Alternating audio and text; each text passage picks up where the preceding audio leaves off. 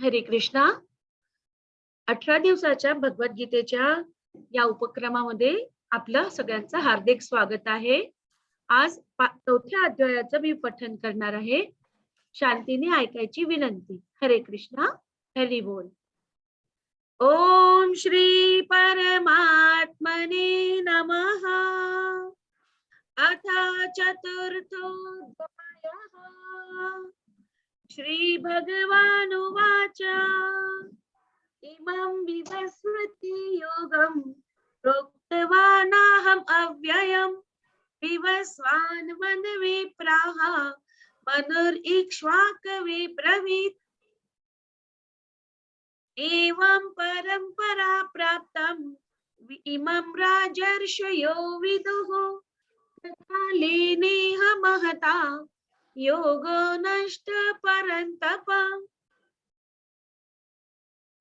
स एवायं मया तेद्य योग प्रोक्त पुरातनः.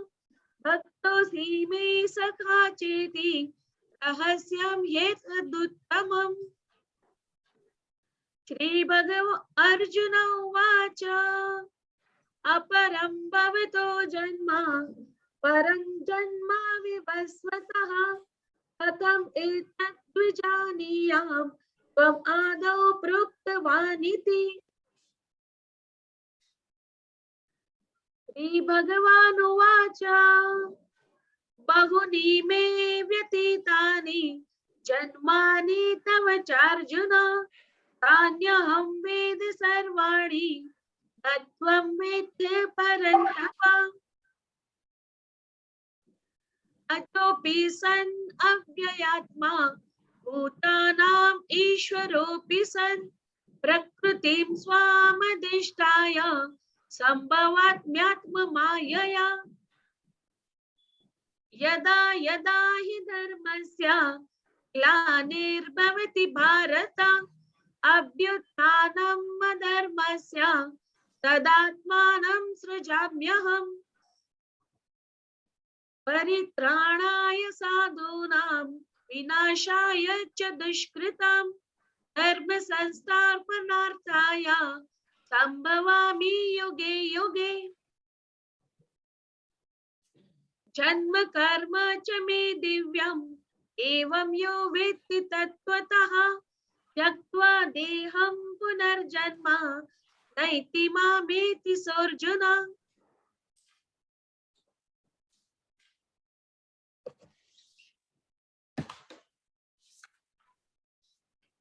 वीतराग भयक्रोधः मन्मया माम् उपाश्रितः बहवो ज्ञान तपसा भूता मद्भावम् आगतः.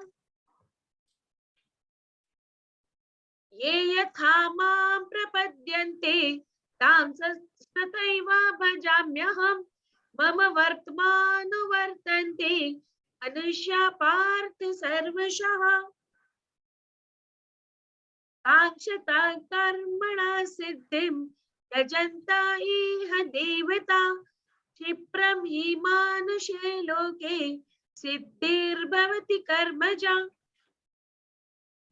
चातुर्वर्ण्यं मया सृष्टं गुणकर्म विभागशः तस्य कर्तारमपि मां विद्य कर्तारम् अव्ययम्.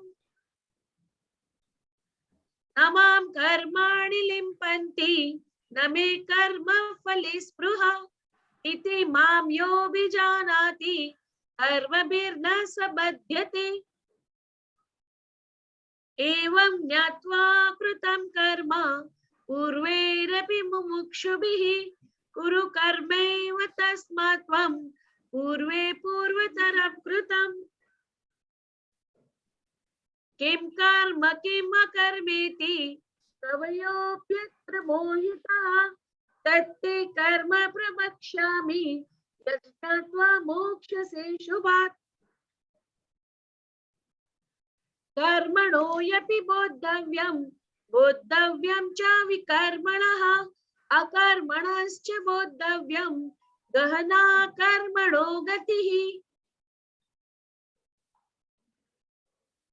कर्मण्य अकर्मण्य यः पश्येत् कर्मणि च कर्म यः बुद्धिमान् मनुष्येषु प्रयुक्ता कृत्य कर्म कृत्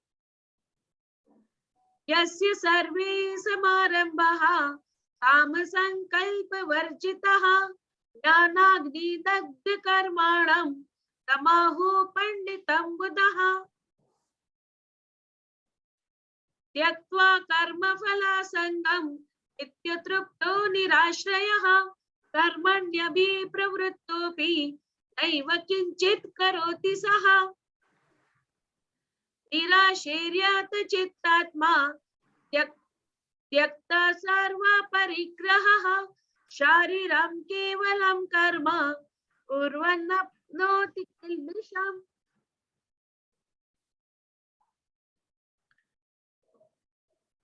यदृच्छालाभिसन्तुष्टः द्वन्द्वातीतो विमत्सरः समासिद्धावसिद्धौ तां कृत्वापि न निबध्यते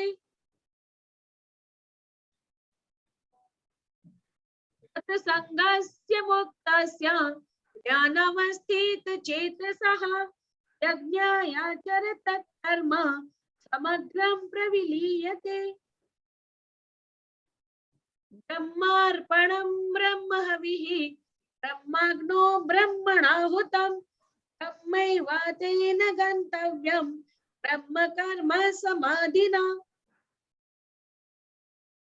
दैवम् एवापरे यज्ञं योगिना पर्युपासते ब्रह्मज्ञावपरे यज्ञं यज्ञेनैवोपजुह्वति श्रोत्रादीनिन्द्रियाण्यन्ये संयमाग्निषु जुह्वति शब्दादीन् विषयानन्ये इन्द्रियाग्निषु जुह्वति सर्वाणि इन्द्रियकर्माणि प्राणकर्माणि चापरे आत्मसंयमयोगाग्नौ जुह्वति ज्ञानदीपिते द्रव्ययज्ञास्तपो यज्ञः योगयज्ञास्तथा परे स्वाध्यायज्ञानयज्ञश्च यतयस्तंशितव्रतः अपाने जुह्वति प्राणं प्राणिपानं तथा परे प्राणपानगतिरुद्ध्वा प्राणायामपरायणः अपरे नियताहाराः प्राणान् प्राणेषु जुह्वति सर्वेप्येते यज्ञविदः यज्ञाक्षपितकल्मषः यज्ञशिष्टावृतभुजः यान्ति ब्रह्म सनातनम् नायं लोकोऽस्ति यज्ञस्य कुतोऽन्यः कुरुसत्तम एवं बहुविधा यज्ञा वित्तता ब्रह्मणो मुखे कर्मजान् विद्धितान् सर्वान् एवं ज्ञात्वा विमोक्ष्यसि श्रेयान् द्रव्यमयाद्यज्ञा ज्ञानयज्ञा परन्तप सर्वकर्माखिलं पार्थ ज्ञाने परिसमाप्यते तद्विद्धि प्रणिपातेन परिप्रश्नेन सेवया उपदेक्ष्यन्ति ते ज्ञानं ज्ञानिनः तत्त्वदर्शिनः यज्ञात्वा न पुनर्मोहम् एवं यास्यसि पाण्डव येन भूतान्यशेषाणि रक्ष्यस्यात्मन्यथो मयि अपि चेदसि पापेभ्यः सर्वेभ्यः पापकृत्तमः सर्वज्ञानप्लवेनैव वृजिनं सन्तरिष्यसि यथेधांसि समिद्धोऽग्निः भस्मसात् कुरुतेऽर्जुन ज्ञानाग्निः सर्वकर्माणि भस्मसात् कुरुते तथा न हि ज्ञानेन सदृशं पवित्रमिह विद्यते तत्स्वयं योगिनः संसिद्धः कालेनात्मनि विन्दति श्रद्धावान् लभते ज्ञानं तत्परः संयतेन्द्रियः ज्ञानं लब्ध्वा पराशान्तिम् अचिरेणाधिगच्छति अज्ञश्च श्रद्धानश्च संशयात्मा विनश्यति नायं लोकोऽस्ति न परः न सुखं संशयात्मनः।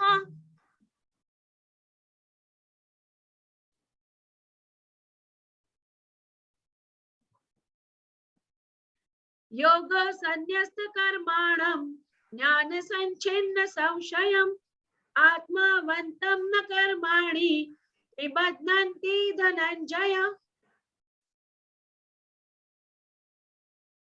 तस्मात् ध्यानम् असम्भूतं कृत्स्नं ज्ञानसिनात्मनः चित्त्वेन संशयं योगम् आतिष्ठोत्तिष्ठ भारत। ओम तत्सत् इति श्रीमद्भगवद्गीतासु उपनिषदसु ब्रह्म विद्यायां योगशास्त्रे श्री कृष्ण अर्जुन संवादे ज्ञान कर्म संन्यास योगो नाम चतुर्थोऽध्यायः। हरे Krishna Krishna Krishna Hare Hare Hare Ram Ram Ram Hare Hare.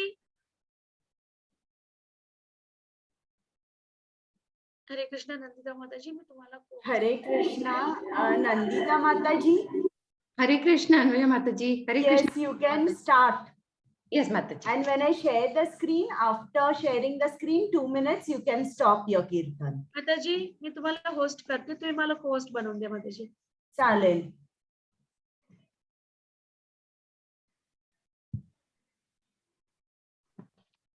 Mataji, I'll start with the Kirtan and then go to the Mahamantra Kirtan, correct? Yes, you can do that. Okay, Mataji. Hare Krishna. Hare Krishna. I'm singing a song composed by the Acharya Bhakti Vinod Thakur called Bol Hari Bol. Bol Hari Bol, Bol Hari Bol.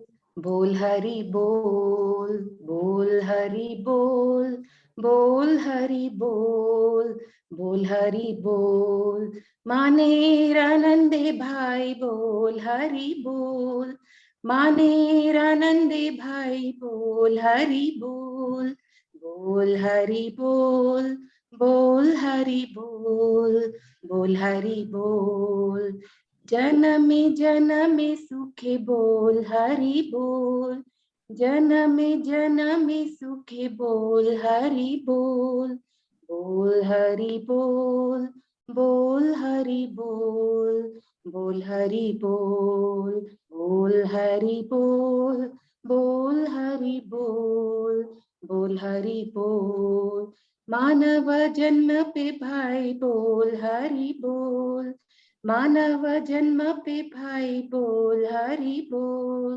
बोल हरि बोल, बोल हरि बोल, बोल हरि बोल, बोल हरि बोल, बोल हरि बोल, बोल हरि बोल, सुखे ठाको दुखे ठाको बोल हरि बोल, सुखे ठाको दुखे ठाको बोल हरि बोल, बोल हरि बोल, बोल हरि बोल, बोल हरि बोल, बोल हरि बोल, बोल हरि बोल, बोल हरि बोल, संपादे विपादे भाई बोल हरि बोल, संपादे विपादे भाई बोल हरि बोल, बोल हरि बोल, बोल हरि बोल, बोल हरि बोल, बोल हरि बोल, बोल हरि बोल, बोल हरि बोल,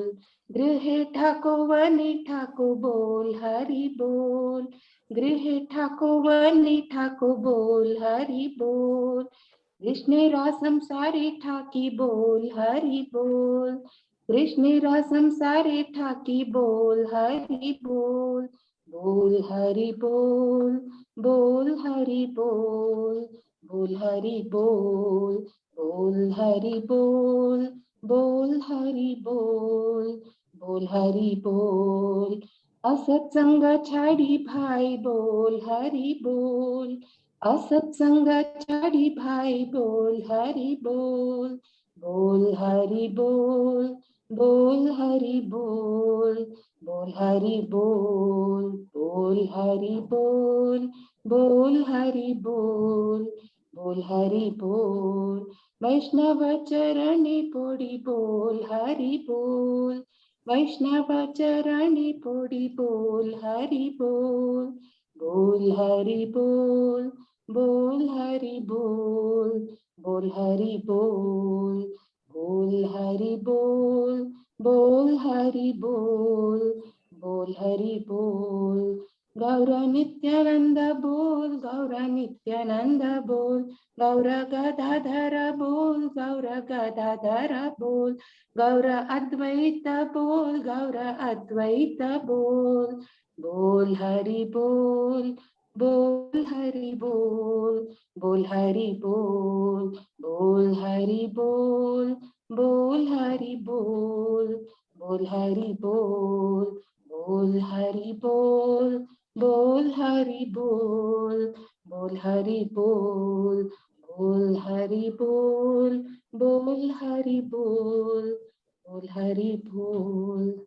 हरि बोल। श्रील प्रभुपाद की जय।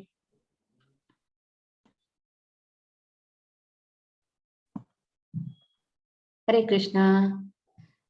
नमो विष्णुपदाय कृष्णप्रेष्ठाय भूतले श्रीमते भक्तिवेदान्त स्वामिन् इति नामिने। नमस्ते सरस्वती देवे गौरवाणी प्रचारिणे निर्विशेषा शून्यवादी पाश्चात्य देशतारिणे। जय श्री कृष्णा चैतन्या प्रभु नित्यानंदा श्री अद्वैत गदाधर श्रीवासादि गौर भक्तवृंदा। जय श्री कृष्णा चैतन्या प्रभु नित्यानंदा श्री अद्वैत गदाधर श्रीवासादि गौर भक्तवृंदा। हरे कृष्णा कृष्ण कृष्ण हरे हरे, हरे राम राम राम हरे हरे। हरे कृष्णा कृष्ण कृष्ण हरे हरे, हरे राम राम राम हरे हरे। हरे कृष्णा कृष्ण कृष्ण हरे हरे, हरे राम राम राम हरे हरे। हरे कृष्णा कृष्ण कृष्ण हरे हरे, हरे राम राम राम हरे हरे। हरे कृष्णा कृष्ण कृष्ण हरे हरे, हरे राम राम राम हरे हरे। हरे Krishna Krishna Hare Hare, Hare Rama, Rama Rama, Hare Hare, Hare Krishna, Krishna Krishna, Hare Hare, Hare Rama, Rama Rama, Hare Hare, Hare Krishna, Krishna Krishna, Hare Hare, Hare Rama, Rama Rama, Hare Hare, Hare Krishna, Krishna Krishna, Hare Hare, Hare Rama, Rama Rama, Hare Hare, Hare Krishna, Krishna Krishna, Hare Hare, Hare Rama, Rama Rama, Hare Hare, Hare Krishna, Krishna Krishna, Hare Hare, Hare Rama, Rama Rama, Hare Hare, Hare Krishna, Krishna Krishna, Hare Hare, Hare Rama, Rama Rama, Hare Hare, Hare Krishna, Krishna Krishna, Hare Hare, Hare Rama, Rama Rama, Hare Hare, Hare Krishna, Krishna Krishna, Hare Hare, Hare Rama, Rama Rama, Hare Hare, Hare Krishna, Krishna Krishna, Hare Hare, Hare Rama, Rama Rama, Hare Hare,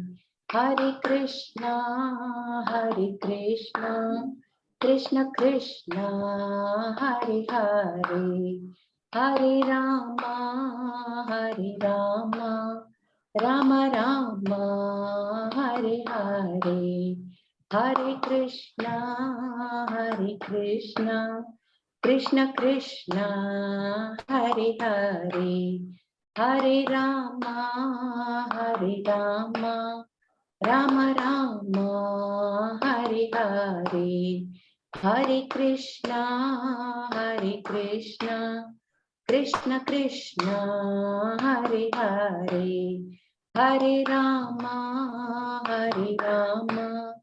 Rama Rama, Hare Hare, Hare Krishna, Krishna Krishna, Hare Hare, Hare Rama, Rama Rama, Hare Hare, Hare Krishna, Krishna Krishna, Hare Hare, Hare Rama, Rama Rama, Hare Hare, Hare Krishna, Krishna Krishna, Hare Hare, Hare Rama, Rama Rama, Hare Hare, Hare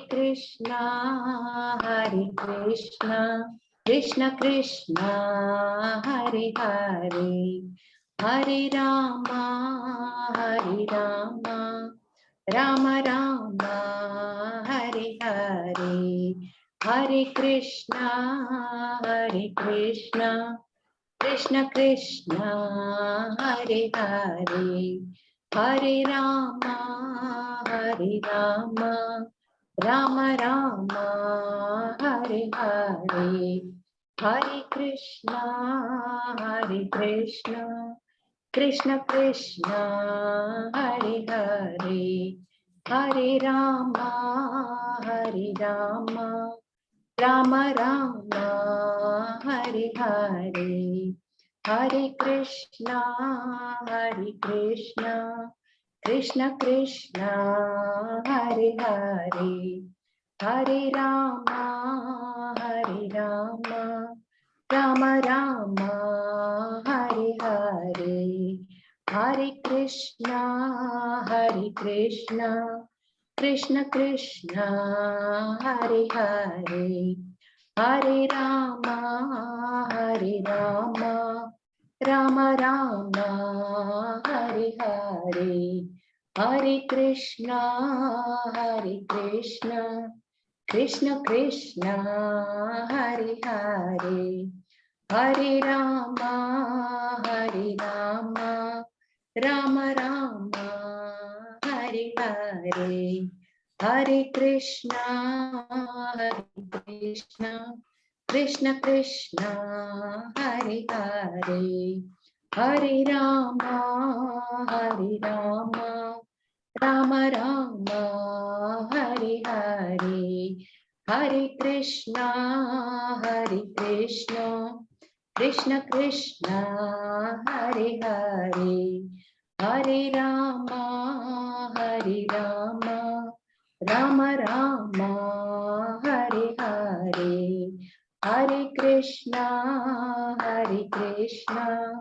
Krishna Krishna, Hare Hare, Hare Rama, Rama Rama, Hare Hare, Hare Krishna, Krishna Krishna, Hare Hare, Hare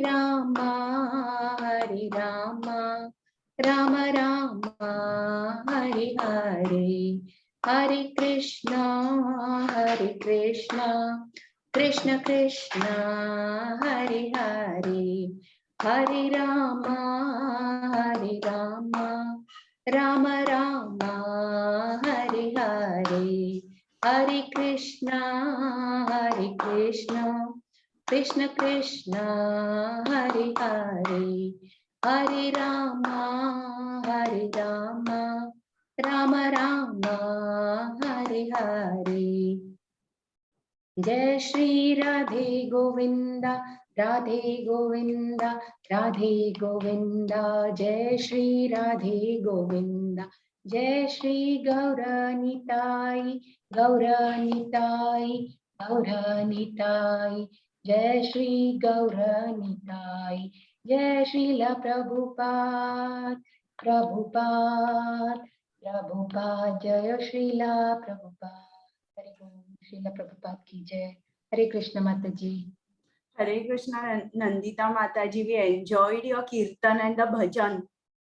Thank you for the opportunity, Mataji. Hare Krishna. Hare Krishna. कुमुद माताजी, तुम्हालाही खूप धन्यवाद. तुम्ही खूप छान म्हणता श्लोक. Thank you माताजी. हरे कृष्ण. चालेल, आता आपण चालू करूया चौथा अध्याय. त्याच्या अगोदर काल आपण काय काय केलं थोडस बघूया. तर तुम्ही सर्वजण उत्तर द्यायला तयार आहात का? मी तुम्हाला अनम्यूट करते. हो माताजी, करा लवकर. आता तुम्हाला अनम्यूट स्वतःला करता येईल. तर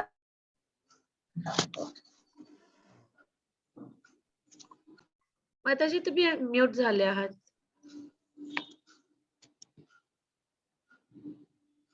हरे कृष्णा. माताजी तुम्ही म्यूट झालेला आहे. ओके, हरे कृष्णा. हरे कृष्ण. आता मी सर्वांना प्रश्न विचारते, तुम्ही उत्तर द्या. कालचा अध्याय जो आपण केला, तिसरा अध्याय, त्या तिसऱ्या अध्यायाचं नाव काय आहे? कर्मयोग. Very good. आता हात वर करा, म्हणजे मी प्रत्येकाला चान्स देते. योग म्हणजे काय? गायत्री माताजी.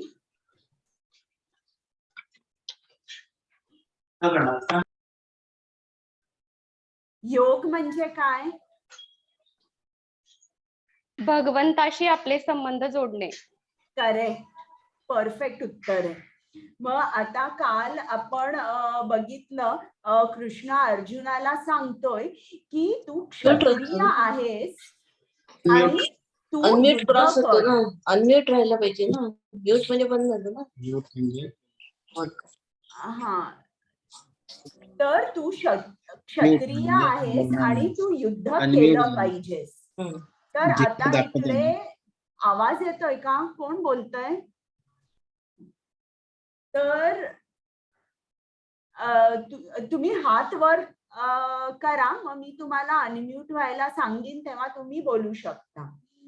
मग इकडे कृष्ण काय सांगतोय अर्जुनाला की तू क्षत्रिय आहेस आणि तू युद्ध कर. आणि असं कृष्ण का सांगतोय? कारण आत्मा हा कार्यशील आहे आणि माणूस क्षणभर सुद्धा काम केल्याविना राहू शकत नाही. आणि काल मी तुम्हाला 2 उदाहरणं दिली, दोन्हीही राजे होते. एक भरत महाराज होते आणि एक प्रताप रुद्र होते. तर भरत महाराजांनी काय केलं? दोघेही कृष्ण भक्त होते. तर भरत महाराजांनी काय केलं? त्यांचं राज्य वगैरे सगळं सोडलं आणि ते वनामध्ये ध्यान करायला, जप करायला, होम हवन करायला गेले. पण त्यांचं काय झालं? त्यांचं पतन झालं. त्यांची आसक्ती एका हरणाच्या पिल्लावर आली आणि त्याच्यामुळे ते हरणाच्या पिल्लाचा विचार एक सारखा करू लागले. आणि तेच प्रताप रुद्र जे राजा होते ते सुद्धा कृष्ण भक्त होते. पण त्यांनी काय केलं? त्यांनी राज्य सोडलं नाही. त्यांनी त्यांचं जे कर्तव्य आहे, त्यांचा जो धर्म आहे तो त्यांनी पाळला. पण त्यांनी कृष्णासाठी कर्म केला. म्हणजे तिकडे त्यांनी एक गोष्ट मी तुम्हाला सांगितली की रथयात्रा जेव्हा निघाली तेव्हा त्यांनी रस्ता जो आहे रथाच्या पुढे तो त्यांनी पूर्ण झाडला, साफ केला. तर त्यांनी असं केलं. तर आपल्याला कृष्ण सांगतोय की तुम्ही तुमचं कर्तव्य सोडू नका, तुम्ही तुमचं कर्तव्य करा. मग आता कृष्णाने आपल्याला खूप सोपा आदेश दिलाय की ज्याचं आपल्याला पालन करता येण्यासारखं आहे आणि एकदम सिंपल आणि स्ट्रेट फॉरवर्ड आदेश दिला. तर तो आदेश म्हणजे काय? मला कोण सांगेल?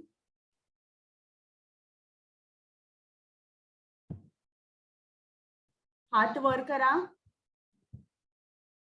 श्रुती माताजी.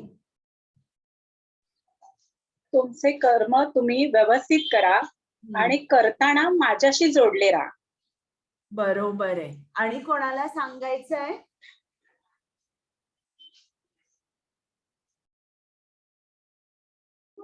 निष्काम कर्म. बरं, ठीक आहे. आणि कोणाला?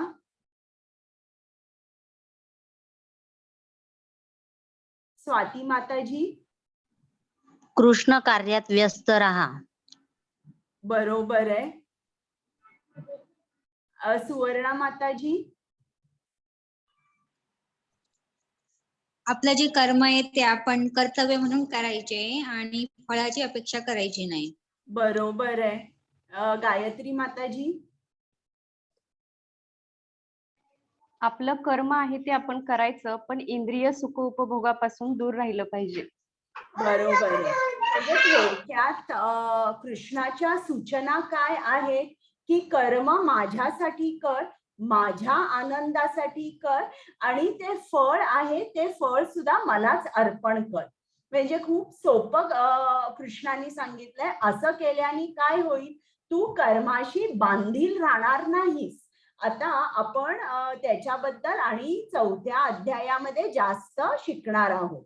तर आता अर्जुनाला तर कृष्णाने जे काय सांगितलंय ते पटले. पण अर्जुन काय कृष्णाला सांगतो की मला तसं करायचंही आहे, पण मी ते करू शकत नाही. उलट विहित कर्म तर नाहीच करू शकत, पण उलट पाप कर्म करण्याकडे मी प्रवृत्त होतो. आणि ते बाय फोर्स आणि अनिच्छम, म्हणजे इच्छा नसतानाही आणि बाय फोर्स एखादा माणूस पाप कर्म का करतो. मग तेव्हा कृष्णाने सांगितलंय की जेव्हा काम हे मनामध्ये घर करून राहतं, तेव्हा माणूस जो आहे तो विहित कर्म करू शकत नाही, तो पाप कर्म करतो. मग कृष्णाने सांगितलंय की हे जे काम आहे हे 3 ठिकाणी घर करून राहतं. तर ती 3 ठिकाणं कोणती आहेत जिकडे काम राहतं ते? मन, इंद्रिय आणि बुद्धी. परफेक्ट, बरोबर. मन, इंद्रिय आणि बुद्धी इकडे काम म्हणजे असंख्य इच्छा ज्या आहेत त्या राहतात. आणि त्या इच्छा जेव्हा मनात, बुद्धीत आणि इंद्रियात राहतात, तेव्हा बुद्धी काय होते, ती पूर्ण बुद्धी जी आहे ती पूर्ण झाकली जाते, म्हणजे आच्छादित होते ती बुद्धी. आणि माणूस नीट निर्णय घेऊ शकत नाही. म्हणजे आपण म्हणतो ना सत्सद विवेक बुद्धी, की काय बरोबर आहे काय चूक आहे, हे ती बुद्धी नीट निर्णय घेऊ शकत नाही. तर त्याच्यामध्ये पुढे जाऊन कृष्णाने सांगितलंय की काम जे आहे ते बुद्धीला कसं झाकतं, म्हणजे किती किती किती आच्छादून जाते बुद्धी. तर मी 3 प्रकार सांगितले. एक म्हणजे की जिकडे गर्भ असतो, तर ते बाळ जेव्हा गर्भामध्ये असतं तेव्हा त्याला काही समजत नाही. म्हणजे हे काम इतकं बलवान असतं की ते पूर्ण आच्छादित झालेलं असतं, म्हणजे काही समजत नाही. मग त्याच्या पुढची जी स्टेज आहे ती म्हणजे पशुचं जीवन जसं असतं तसं तिकडे एक आरशाचं उदाहरण दिलंय. आणि आरसा समजा जर धुळीने पूर्ण माखला असेल तर आपण प्रतिबिंब आरशात बघू शकत नाही. म्हणजे काय की आपण काही निर्णय घेऊ शकत नाही. आणि पुढचं म्हणजे की एक प्रकाश आहे, म्हणजे अग्नी इकडे सांगितलेली आहे, पण त्या प्रकाशाच्या वर, त्या अग्नीवर पूर्ण धूर आहे, म्हणून आपल्याला तो प्रकाश दिसत नाही. तर अशा तऱ्हेने ही जी आपली बुद्धी आहे ही कामाने पूर्ण झाकली जाते, पूर्ण. आणि आपण कुठलाही निर्णय घेऊ शकत नाही. तर आता मला आणि एक तुमच्याकडून उत्तर पाहिजे. यज्ञ म्हणजे काय? आता तुम्ही मला सांगितलं योग म्हणजे काय, बरोबर सांगितलं. यज्ञ म्हणजे काय? कृष्णासाठी केलेले कर्म. कृष्णाच्या आनंदासाठी जे आपण कर्म करतो त्याला आपण यज्ञ म्हणतो. म्हणजे आपल्या जे मनामध्ये असतं, यज्ञ म्हणजे होम हवन असं नाहीये. यज्ञ म्हणजे कुठलंही कार्य, कुठलंही कर्म जे आपण फक्त कृष्णाच्या आनंदासाठी करतो त्याला यज्ञ म्हणतात. आता पुढचा प्रश्न, कलियुगाचं यज्ञ म्हणजे काय? संकीर्तन. हो, बरोबर. कोणाचं संकीर्तन? सुवर्णा माताजी. हरे कृष्ण जपाचं. Very good. हरे कृष्ण जप करणे म्हणजे कलियुगातलं हे यज्ञ आहे. आता आपण 4था अध्याय चालू करूया. त्याच्या अगोदर मी मंगलाचरण म्हणते.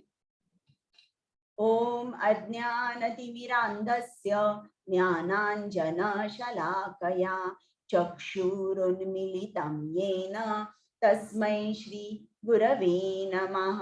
श्रीचैतन्यमनोभीष्टं स्थापितं येन भूतले स्वयं रूप गदामह्यं ददाति स्वपदान्तिकं नम ओम विष्णुपादाय कृष्णपृष्ठाय भूतले श्रीमते भक्ति वेदांत स्वामी इति नामिने।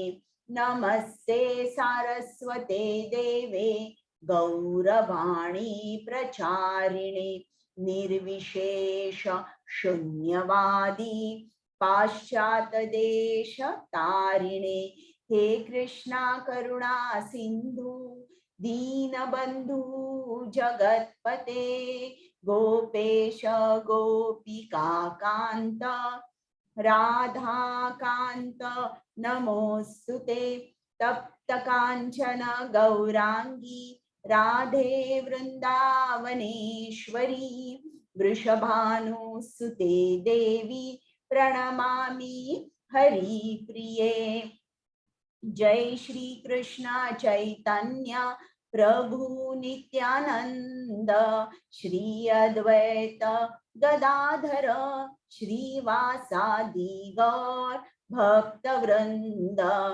हरे कृष्णा कृष्ण कृष्ण हरे हरे हरे राम राम राम हरे हरे। सर्वांचं स्वागत आहे। आज चौथा दिवस आहे, आपण चौथा अध्याय करतोय ज्ञान योग। पण सर्वात प्रथम श्री श्री राधा गोविंदांना मी प्रणाम करते, ज्यांच्या आनंदासाठी मी तुम्हाला गीता सांगते आणि ज्यांच्या आनंदासाठी तुम्ही गीता ऐकताय त्या श्री श्री राधा गोविंदांना माझा दंडवत प्रणाम। त्याचप्रमाणे कृपामूर्ती श्रील प्रभुपाद ज्यांनी आपल्यासाठी गीता लिहून ठेवली सोप्या शब्दात आणि इस्कॉनची स्थापना केली त्या श्रील प्रभुपादांना माझा साष्टांग नमस्कार। त्याचप्रमाणे नामानिष्ठ प्रभूजी ज्यांनी या स्लाइड्स केल्या आणि प्रेमा माताजी ज्यांनी मला ट्रेनिंग दिलं त्या दोघांनाही माझा साष्टांग नमस्कार। आता आपण चालू करूया चौथा अध्याय ज्ञान योग।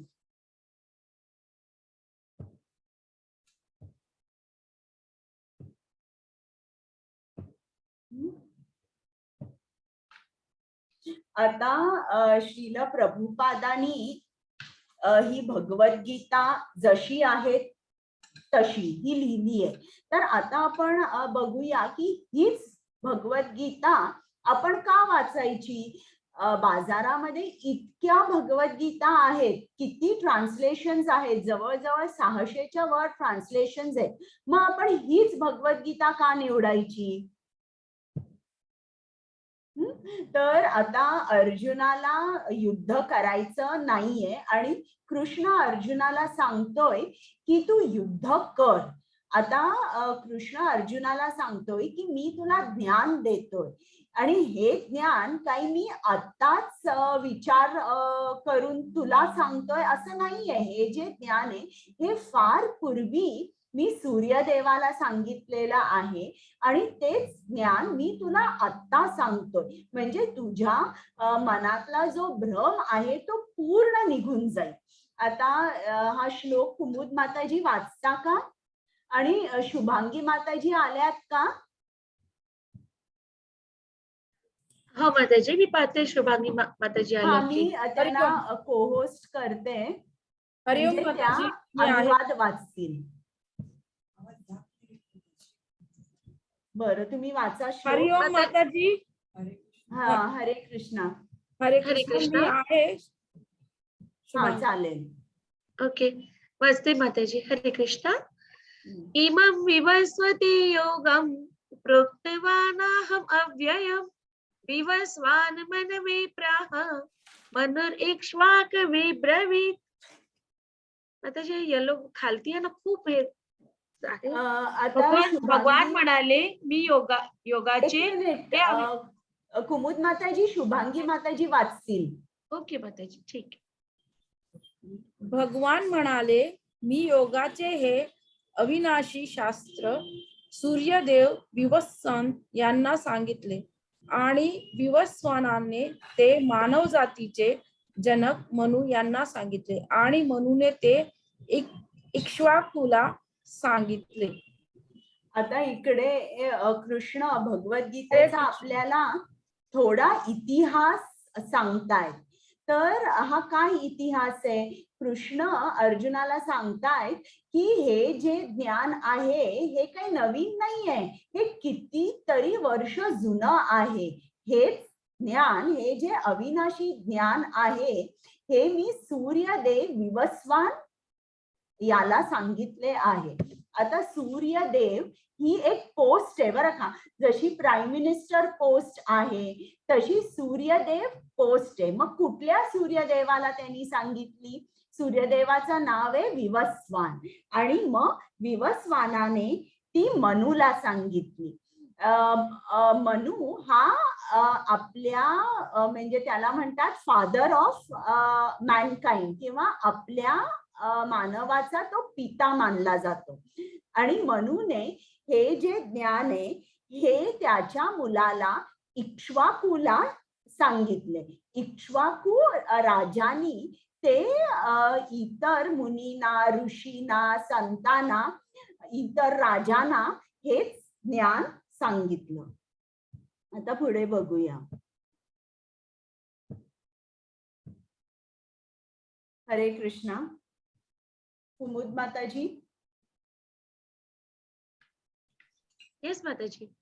एवं परंपरा प्राप्तम इमं राजर्षयो विदुः सकाले नेह महता योगो नष्ट परतपा. शुभांगी माताजी. हरे कृष्ण माताजी. हे परमशास्त्र अशा प्रकारे शिष्याच्या उत्तराधिकाराच्या साखळीतून प्राप्त झाले आणि संत राजांना ते त्याच प्रकारे समजले. पण काळाच्या ओघात हा वारसा तुटला आणि म्हणूनच विज्ञान हरवलेले दिसते. आता इकडे या श्लोकामध्ये दोन महत्वाच्या गोष्टी आहेत.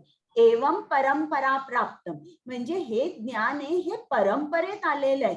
गुरु शिष्य, मग त्यांचे शिष्य शिष्य असं करून ते श्रीला प्रभुपादांपर्यंत आलेलं आहे आणि मग आपल्याला मिळालंय. तर परंपरा ही खूप महत्वाची आहे. आणि कृष्णानी 4 परंपरेची स्थापना केली आहे. ज्याप्रमाणे समजा जर एखाद्या मुलाला इंजिनियर किंवा डॉक्टर व्हायचं असेल तर तो कुठल्याही कॉलेजमध्ये जात नाही. ज्या कॉलेजना गव्हर्नमेंट रेकग्निशन आहे अशा कॉलेजमध्ये जर तो शिकला आणि मग इंजिनियर किंवा डॉक्टर झाला तरच त्याच्या डिग्रीला अर्थ आहे. समजा जर त्या कॉलेजला गव्हर्नमेंट रेकग्निशन नसेल तर त्या मुलाला कुठेही नोकरी मिळणार नाही, किंवा तो जो शिकेल त्याचं जे शिक्षण होईल त्याच्यामध्ये सगळे म्हणतील की बाबा हे जे शिक्षण आहे याच्यामध्ये खूप कमतरता आहे किंवा ते योग्य तू शिकलेला नाहीयेस. तर त्याचप्रमाणे आपल्याला सुद्धा जे ज्ञान हवंय, प्रामाणिक ज्ञान, ते आपल्याला परंपरेद्वारेच मिळतं. नाहीतर जे ज्ञान आपल्याला मिळतं त्यात सुद्धा काहीतरी कमतरता असते आणि ते आपल्याला फळ देत नाही. तर इकडे जेव्हा कृष्णानी हे विवस्वान, मग विवस्वानने मनूला, मनूने इक्ष्वाकू राजाला, आणि त्या राजाने इतर ऋषी संतांना, इतर राजांना ते सांगितलं.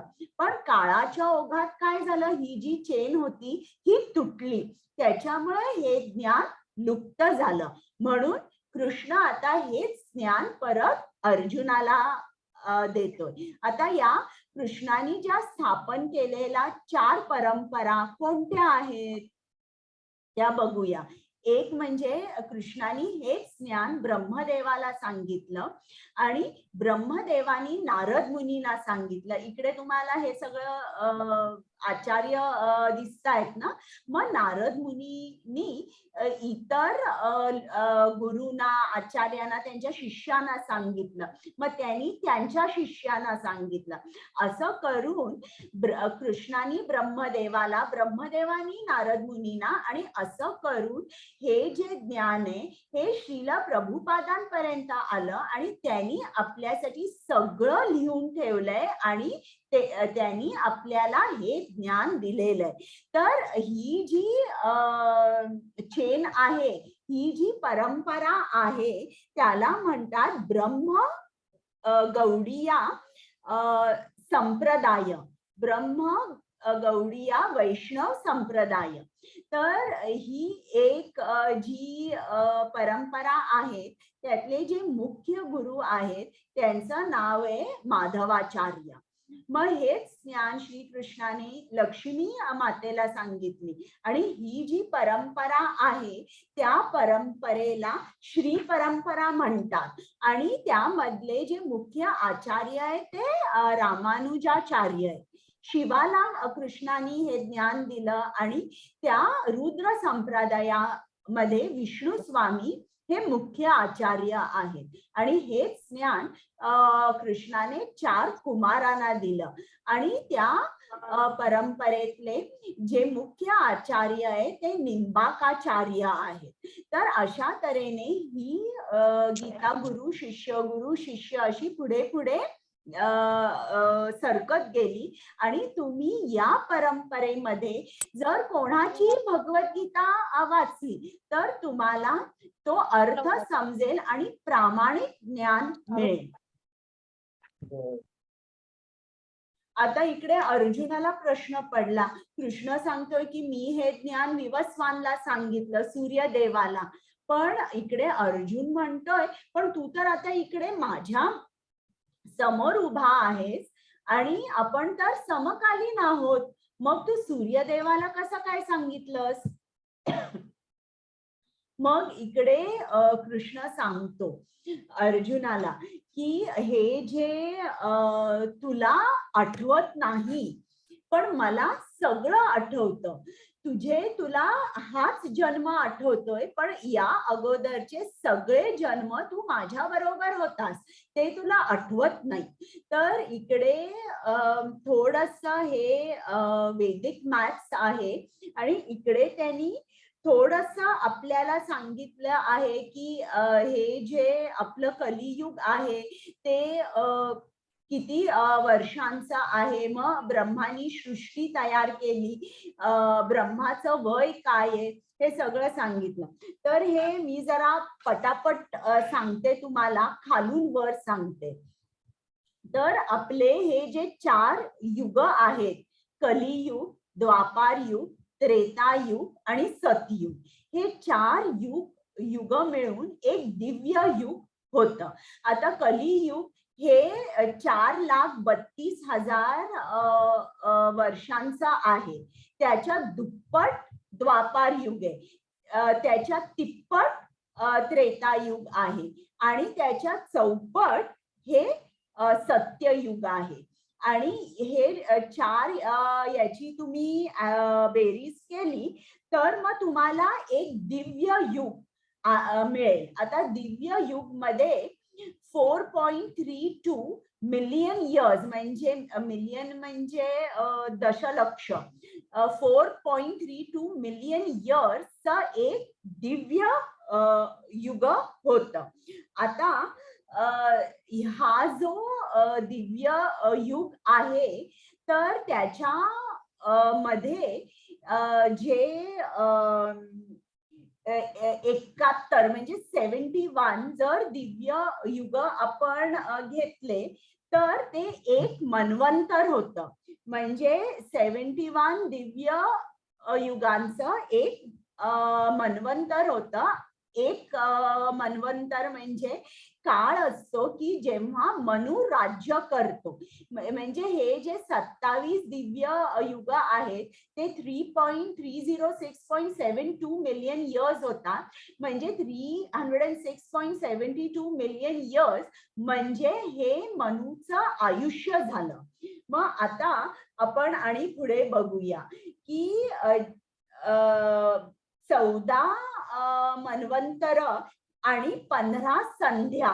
संध्या म्हणजे जिकडे पार्शल डिवास्टेशन होतं आणि सगळी सृष्टी जी आहे ती ब्रह्मामध्ये विलीन होते.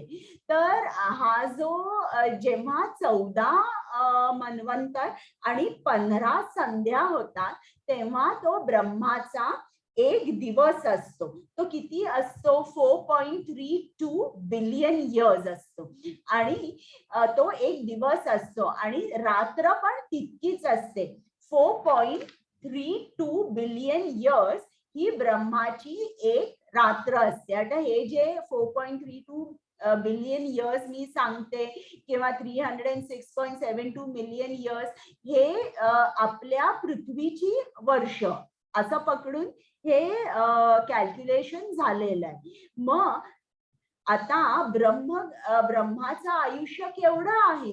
ब्रह्माचं आयुष्य 100 वर्षांचं आहे. म्हणजे एक दिवस त्याचा 4.32 बिलियन इयर्स आहे. एक रात्र ब्रह्माची 4.32 बिलियन इयर्स आहे. तर ते एक दिवस म्हणजे 8.64 billion years multiplied by 365 multiplied by 100 म्हणजे हे सगळं केल्यावर तुम्हाला उत्तर येतं की ब्रह्म 100 वर्ष राहतो. मग त्याची 100 वर्ष म्हणजे 311.04 ट्रिलियन इयर्स. हा तर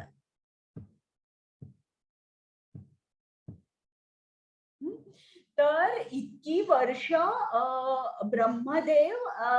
ब्रह्मदेवाचं आयुष्य आहे 311.04 ट्रिलियन इयर्स. आणि आता ब्रह्म आपला 50 वर्षांचा आहे. तर हेही त्यांनी कॅल्क्युलेशन दिलंय आणि ही सगळी जी तुम्हाला हे जे गणित दिसतं हे महाभारताच्या शांती पर्व मध्ये मांडलेलं आहे. आता सध्या किती मन्वंतर संपली? 6 मन्वंतर संपलेली आहेत. आणि आता किती युगांची चक्रे संपली आहेत?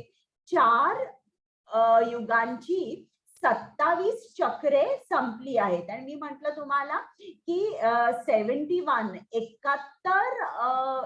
जी युग आहे ते म्हणजे एक दिव्य युग झालं. तर अशी 4 युगांची 27 चक्रे संपलेली आहेत. मग ते पण त्यांनी दिलंय किती आहे कॅल्क्युलेशन. आणि आता कलियुगात किती वर्ष गेलेली आहेत? 5121. 4,32,000 पैकी इतकीच वर्ष कलियुगातली संपलेली आहे.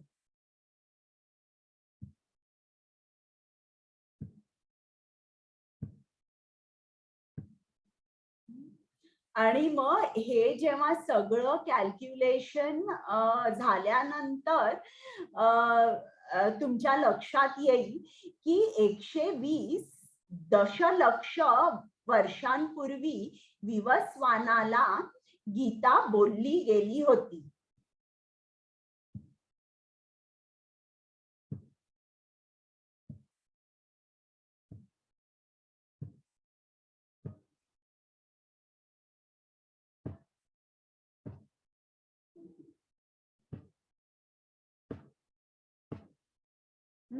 आणि इकडे हे मला माहित नाही हे चुकून कसं आलं की त्यांनी कॅल्क्युलेशन सांगितलंय की ब्रह्माचा एक दिवस म्हणजे 8,640 मिलियन इयर्स.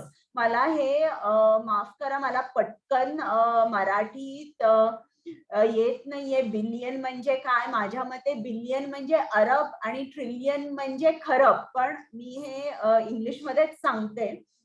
मग ब्रह्माचा एक तास म्हणजे 360 मिलियन इयर्सचा झाला. ब्रह्माचा एक मिनिट म्हणजे 6 मिलियन इयर्स आणि ब्रह्माचा एक सेकंद म्हणजे आपले पृथ्वीची 1,00,000 वर्ष. आता कुमुद माताजी तुम्ही श्लोक वाचा आणि मग लगेच शुभांगी माताजी तुम्ही ट्रान्सलेशन. माताजी हो. अजोपि सन् अव्ययात्मा भूतानां ईश्वरोऽपि सन् प्रकृतिं स्वामधिष्ठाय संभवात्म्यात्म मायया. हरे कृष्ण. शुभांगी माताजी. हरे कृष्ण माताजी. जरी मी अजन्म आहे आणि माझे दिव्य शरीर कधीही नाशिवंत नाही. आणि जरी मी सर्व संवेदनशील प्राण्यांचा स्वामी आहे, तरीही मी माझ्या मूळ दिव्य रूपात प्रत्येक सहस्राब्दी मध्ये प्रगट होतो. आता हरे इकडे कृष्ण. कृष्ण सांगतोय की मी अजन्मा आहे आणि माझे दिव्य शरीर कधीही कधीही त्याचा नाश होत नाही. मग काय सांगतोय कृष्ण?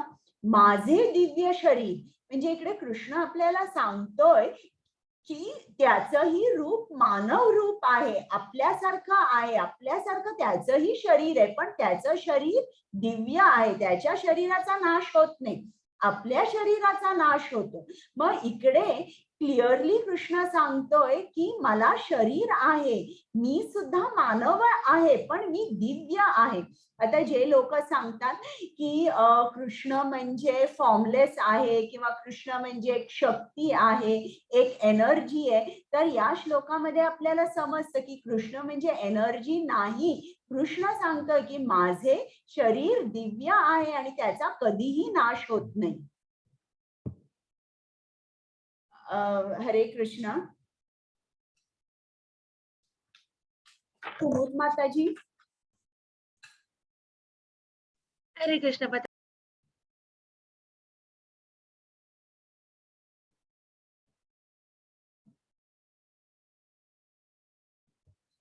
ऐकू येत नाहीये. हरे कृष्ण माताजी. सॉरी, मी म्यूटच राहिलेली. ओके. बरं, आणि यदा शुभांगी यदा माताजी हि यदा यांचं यदा हि झाल्या झाल्या धर्मस्य लगेच म्हणा, वाचा. यदा यदा हि धर्मस्य ग्लानिर्भवति भारत अभ्युत्थानम् अधर्मस्य तदात्मानं सृजाम्यहम्. हरे कृष्ण. जेव्हा जेव्हा आणि जिथे जिथे धर्मचरणाचा ह्रास होतो आणि अधर्माचे वर्चस्व होते, त्यावेळी मी भारता मी स्वतः अविर्ण होतो.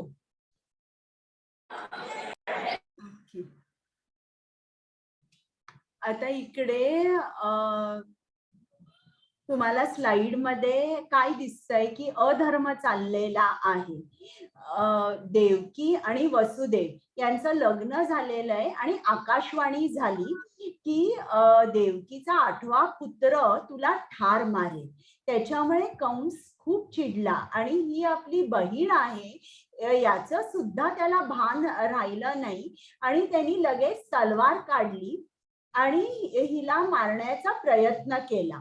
तर जेव्हा जेव्हा अधर्म होतो तेव्हा तेव्हा कृष्ण अवतरतो. आता इकडे एक लक्षात घ्या की एक शब्द वापरलेला आहे अवतरतो, म्हणजे कृष्णाचा जन्म होत नाही, कृष्ण अवतरतो. म्हणजे आता समजा जर आता मी मुंबईत राहते, समजा जर मी अमेरिकेत गेले, आता अमेरिकेत गेल्यावर आणि मी तिकडे 15-20 वर्ष राहिले, तर कोणी असं म्हणेल का की हिचा जन्म आता अमेरिकेत झाला? नाही, माझा जन्म भारतात झाला, मी इकडे राहिले आणि मग थोड्या काळाने मी 15-20 वर्षांनी परत इंडियामध्ये आले, तर तिकडचे लोक असं म्हणतील का की या बाईचा मृत्यू झाला? नाही, पण आपण कसं म्हणतो, जन्म म्हणतो, मृत्यू म्हणतो, पण कृष्ण जो आहे तो त्याच्या धामातून गोलोकातून इकडे पृथ्वीवर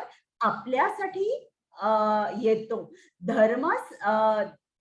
धर्माची स्थापना करायला कृष्ण पृथ्वीवर येतो. तर आपण जे म्हणतो की कृष्णाचा जन्म झाला, हे अगदी चुकीचं आहे, तो अवतरतो.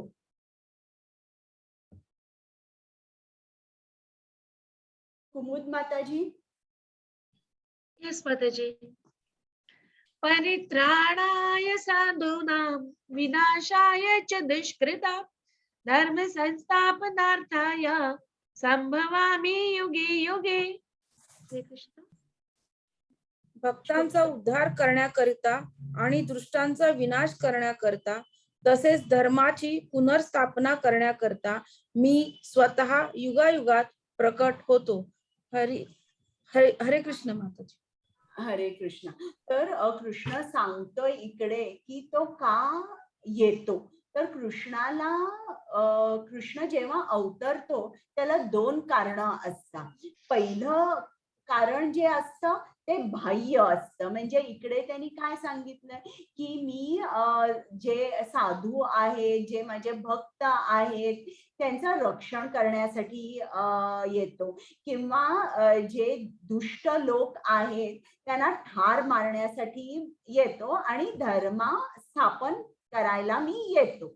पण ही सगळी बाह्य कारणं झाली. श्रीमद भागवतम मध्ये पहिला स्कंद आणि 8वा अध्याय, तर त्यात त्यांनी दिलंय की कृष्णाचं अंतर्गत कारण दिलंय की तो का पृथ्वीवर येतो, कारण त्याच्या भक्तांना त्याला आनंद द्यायचा असतो आणि भक्तांना आनंद देण्यासाठी तो स्वतः येतो.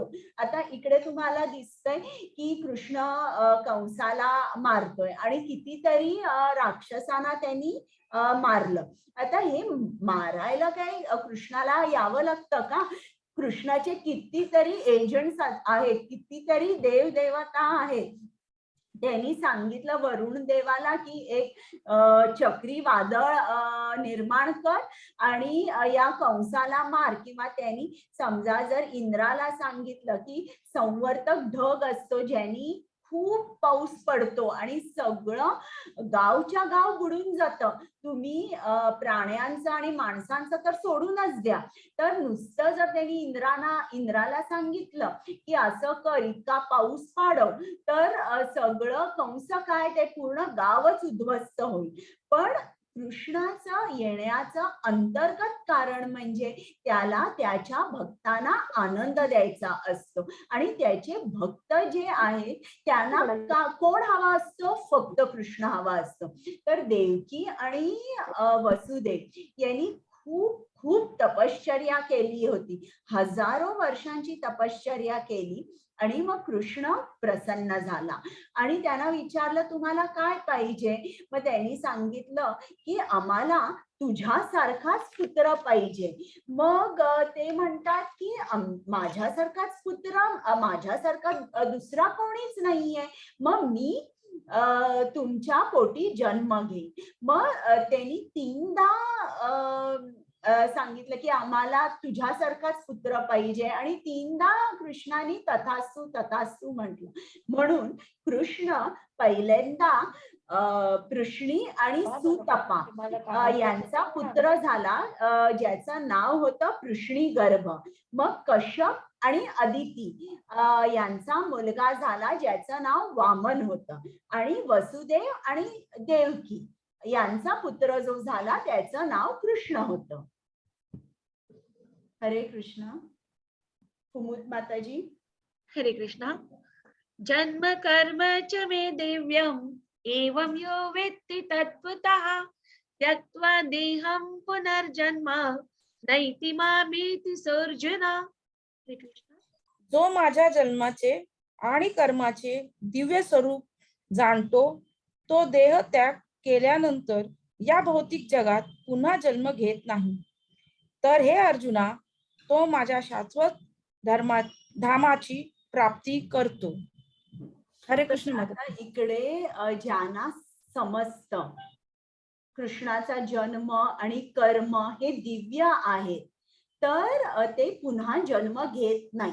आता मी जर तुम्हाला विचारलं की तुम्हाला माहिती आहे का की कृष्णाचा जन्म कर्म दिव्य आहे, तुम्ही हो म्हणाल, पण आपल्याला ते शब्द रूपाने समजतं, तत्वतः समजत नाही. आपल्याला शब्दांचा अर्थ समजतो दिव्य म्हणजे काय, पण तत्वतः समजत नाही. तत्वतः समजत नाही म्हणजे काय?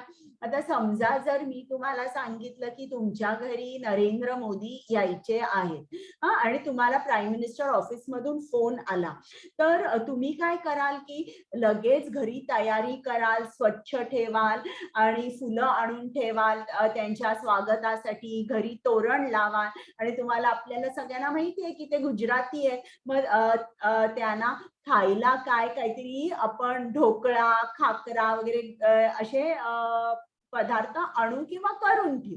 हे आपल्याला माहितीये. आपल्याला 100% कन्व्हिन्स्ड आहे की ते आपले प्राईम मिनिस्टर आहे आणि त्यांना आपण चांगलं जर वागवलं, चांगलं जेवण दिलं तर फायदा आपलाच आहे.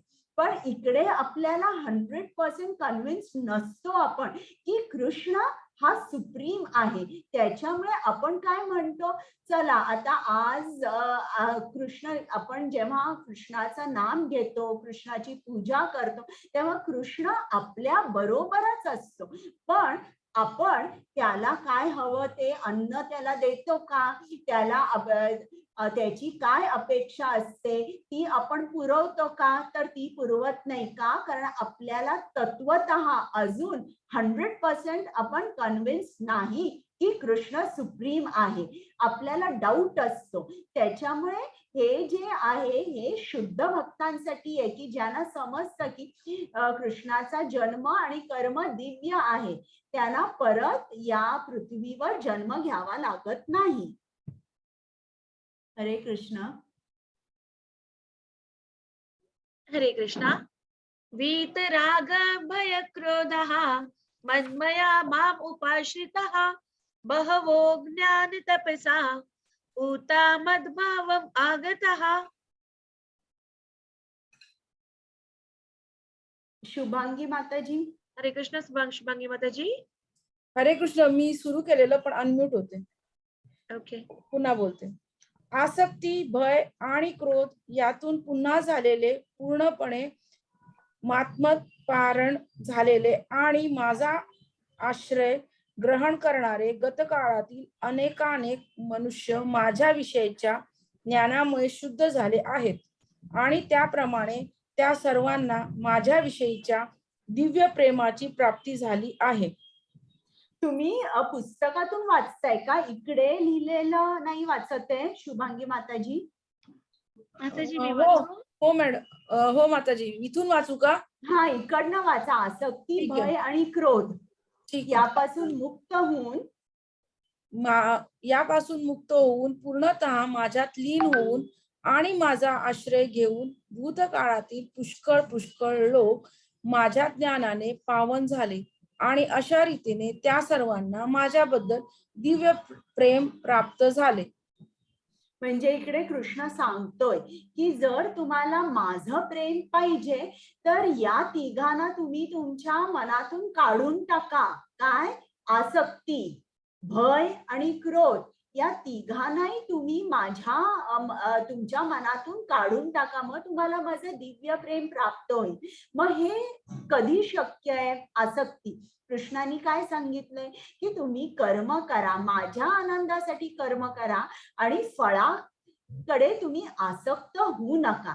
जेव्हा आपण फळाकडे आसक्त होत नाही तेव्हा आपोआप भय आणि क्रोध जे आहे ते आपल्या मनातून निघून जातात. आणि जर तुम्ही बघितलं असेल तर खूप मोठे जे संन्यासी असतात किंवा जे कृष्णाचे शुद्ध भक्त असतात त्यांना भय नसतो का, कारण त्यांना अगदी माहिती आहे की कृष्ण माझं रक्षण करणार. जसं भक्त प्रल्हाद एवढ्यांदा हिरण्यकश्यपूनी त्याला मारायचा प्रयत्न केला पण त्याचं मन जरा सुद्धा विचलित झालं नाही. एवढा लहान मुलगा, त्याला डोंगरावरून खाली टाकलं, त्याला आगीत बसवलं, त्याला विषारी सापांच्या पिंजऱ्यात ठेवलं, तरीही त्याला भय नाही वाटलं. का नाही भय वाटलं? कारण त्याला पूर्ण तऱ्हेने खात्री होती की मी कृष्णाचं नाम घेतोय आणि कृष्ण मला वाचवणार. मग अशी जेव्हा या तीन गोष्टी आपल्या मनात राहत नाही तेव्हाच आपल्याला दिव्य प्रेम प्राप्त होतं.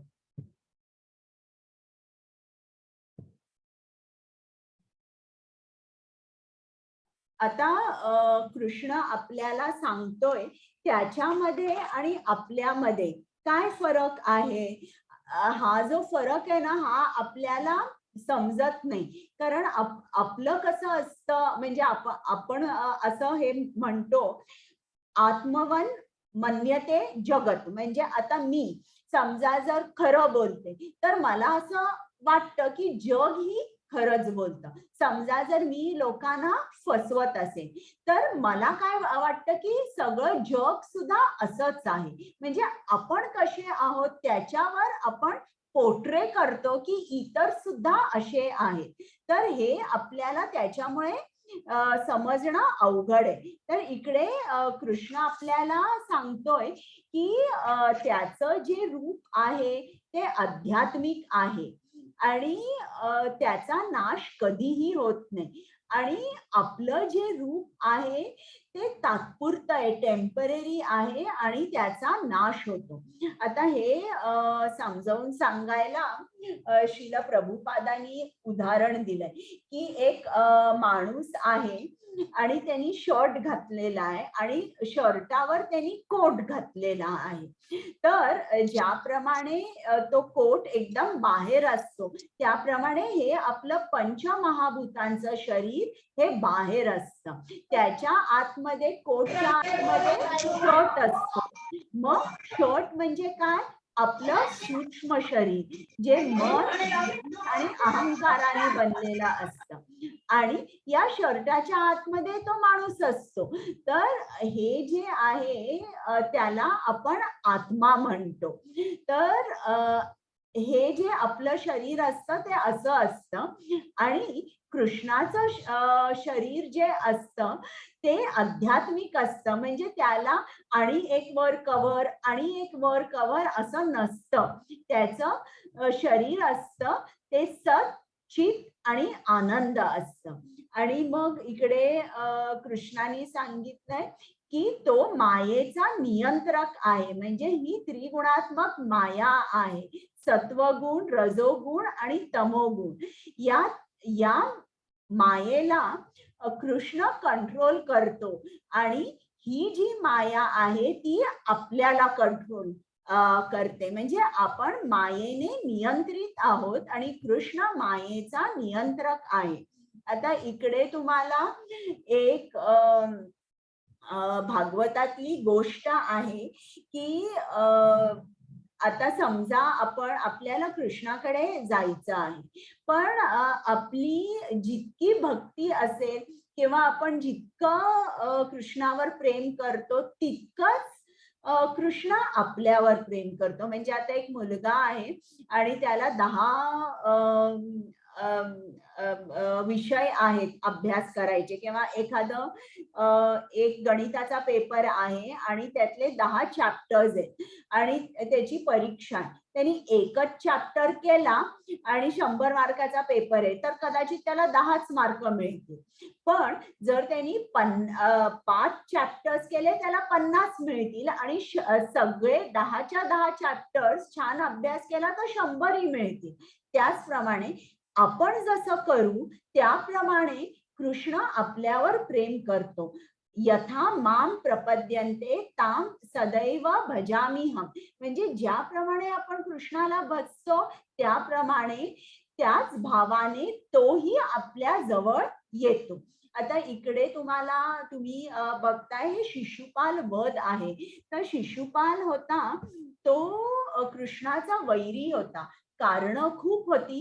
त्यातलं एकच कारण मी सांगते की शिशुपालाचं लग्न ठरलं होतं रुक्मिणी बरोबर आणि त्याची वरात येऊन आदल्या दिवशी रुक्मिणीच्या गावात आली होती आणि त्या अगोदर रुक्मिणीनी पत्र लिहिलं कृष्णाला की तू माझं हरण कर आणि मला तुझ्याशीच लग्न करायचंय. आणि कृष्णाने रुक्मिणीचं हरण केलं ऐन लग्नाच्या मुहूर्ताच्या थोडा अगोदर. आणि शिशुपालला त्याच्यामुळे कृष्णाचा खूप राग आला होता. आणि दुसरं कारण म्हणजे शिशुपाल आणि कंस मित्र होते आणि कृष्णाने कंसाचा वध केला होता. तर अशी अनेक कारणं होती. ही 2 मुख्य मी तुम्हाला सांगते. तर जेव्हा राजसूय यज्ञ झालं तेव्हा सर्वांनी सांगितलं की आपण अग्रपूजा कृष्णाचीच करूया. पण शिशुपाल उठला आणि त्यांनी खूप ओरडून सांगितलं की आणि शिव्या दिल्या आणि कृष्णाचा अपमान केला. त्यांनी सांगितलं की कृष्ण म्हणजे काय, हा माखन चोर आहे, याची जात कुठली आहे हे आपल्याला माहित नाही, हा उच्च जातीचा नाहीये, हा कुठे वाढला, नंद आणि यशोदा यांच्या घरी, ते वैश्य होते आणि आता हा क्षत्रिय म्हणून झालाय, आता हा राज्य करतोय. तर त्यांनी असं खूप कृष्णाचा अपमान केला आणि त्याला शिव्या दिल्या. आणि हे इकडे यज्ञ होणार होतं, त्याची सगळी तयारी चालू होती, झाली होती आणि जिकडे यज्ञ होणार होतं ती जागा सुद्धा पवित्र होती आणि तिकडे कोणालाही मारायचं हे उचित नव्हतं. तर हा खूप खूप बोलायला लागला. 100 वेळेला अपमान केल्यावर 101 वेळेला जेव्हा त्यांनी अपमान केला कृष्णाचा, तेव्हा कृष्णाने सुदर्शन चक्र सोडलं आणि अशा तऱ्हेने त्याचा वध केला की या जमिनीवर एक थेंब रक्त सुद्धा पडलं नाही. आणि मग आता इकडे कृष्ण काय करतोय, त्याचा जो भाव आहे तोच परस्पर भाव कृष्णही त्याला देतोय. कंस कसा होता, 100% मिनिट टू मिनिट कृष्णाचा विचार करायचा, पण भाव काय होता त्याच्या मनात, वैरभाव होता. मग कृष्णानेही परस्पर तोच भाव त्याला परत दिला. कसा परत दिला, त्याचा शत्रू बनला तो, त्या दोघांची लढाई झाली, मल्लयुद्ध झालं आणि त्यात शत्रू होऊन त्याने कंसाला ठार मारलं. तर आता काय आहे, माझ्या अंगणामध्ये म्हणजे काय इंग्लिशमध्ये, the ball is in my court, म्हणजे आता सगळा जो निर्णय घेणार आहे तो मी घेणार आहे. मला काय करायचंय, मला कृष्ण हवाय, किती हवाय, केवढा हवाय हे मी ठरवायचंय. मग हे जेव्हा आपल्याला खरोखर कृष्ण हवा असेल तर आपल्याला 3 गोष्टी, आसक्ती, भय आणि क्रोध, हे पूर्ण मनातून जेव्हा आपण काढतो तेव्हाच आपल्याला कृष्ण प्रेमाचा आपण अनुभव घेऊ शकतो. हरे कृष्ण. हरे कृष्णा. ये यथा मां प्रपद्यन्ते तां तथैव भजाम्यहम्, मम वर्तमानुवर्तन्ते मनुष्या पार्थ सर्वशः. हरे कृष्ण. हे पृथा पुत्र, जे लोक मला जसे शरण जातात त्यांना मी त्यानुसार बक्षीस देतो. प्रत्येक जण सर्व बाबतीत माझ्या मार्गाचे अनुसरण करतो. इकडे त्यांनी उदाहरणं दिली आहेत की एक वासरू आहे, ते सारखं कृष्णाच्या जवळ जवळ जाऊन बसतं, मग कृष्णही त्या वासराचे लाड करतोय. आता एकदा कृष्णाचे पाय दुखत होते, मग बलराम होता, त्यांनी कृष्णाचे पाय चेपले. मग जेव्हा बलराम थकला होता तेव्हा कृष्णानेही ते केलं, म्हणजे जसं आपण कृष्णाला करतो तसंच कृष्णही आपल्याला करतो. पण काही लोक असतात त्यांना कृष्णाकडे जायचं नसतं. तर त्यांना का जायचं नसतं कृष्णाकडे, कारण त्यांना असंख्य इच्छा असतात. मग जेव्हा इच्छा असंख्य असतात तेव्हा ते काय करतात, ते देव देवतांची पूजा करतात. का ते देव देवतांची पूजा करतात, कारण देव देवतांची पूजा केल्यावर त्यांना फळ लगेच मिळतं.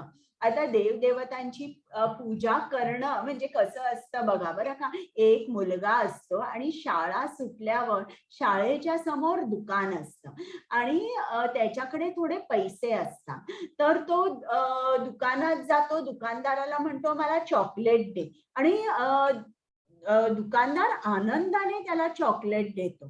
त्यात तो मुलालाही आनंद होतो, मला चॉकलेट मिळालं, आणि त्या दुकानदारालाही आनंद होतो की माझा माल खपला, मला पैसे मिळाले.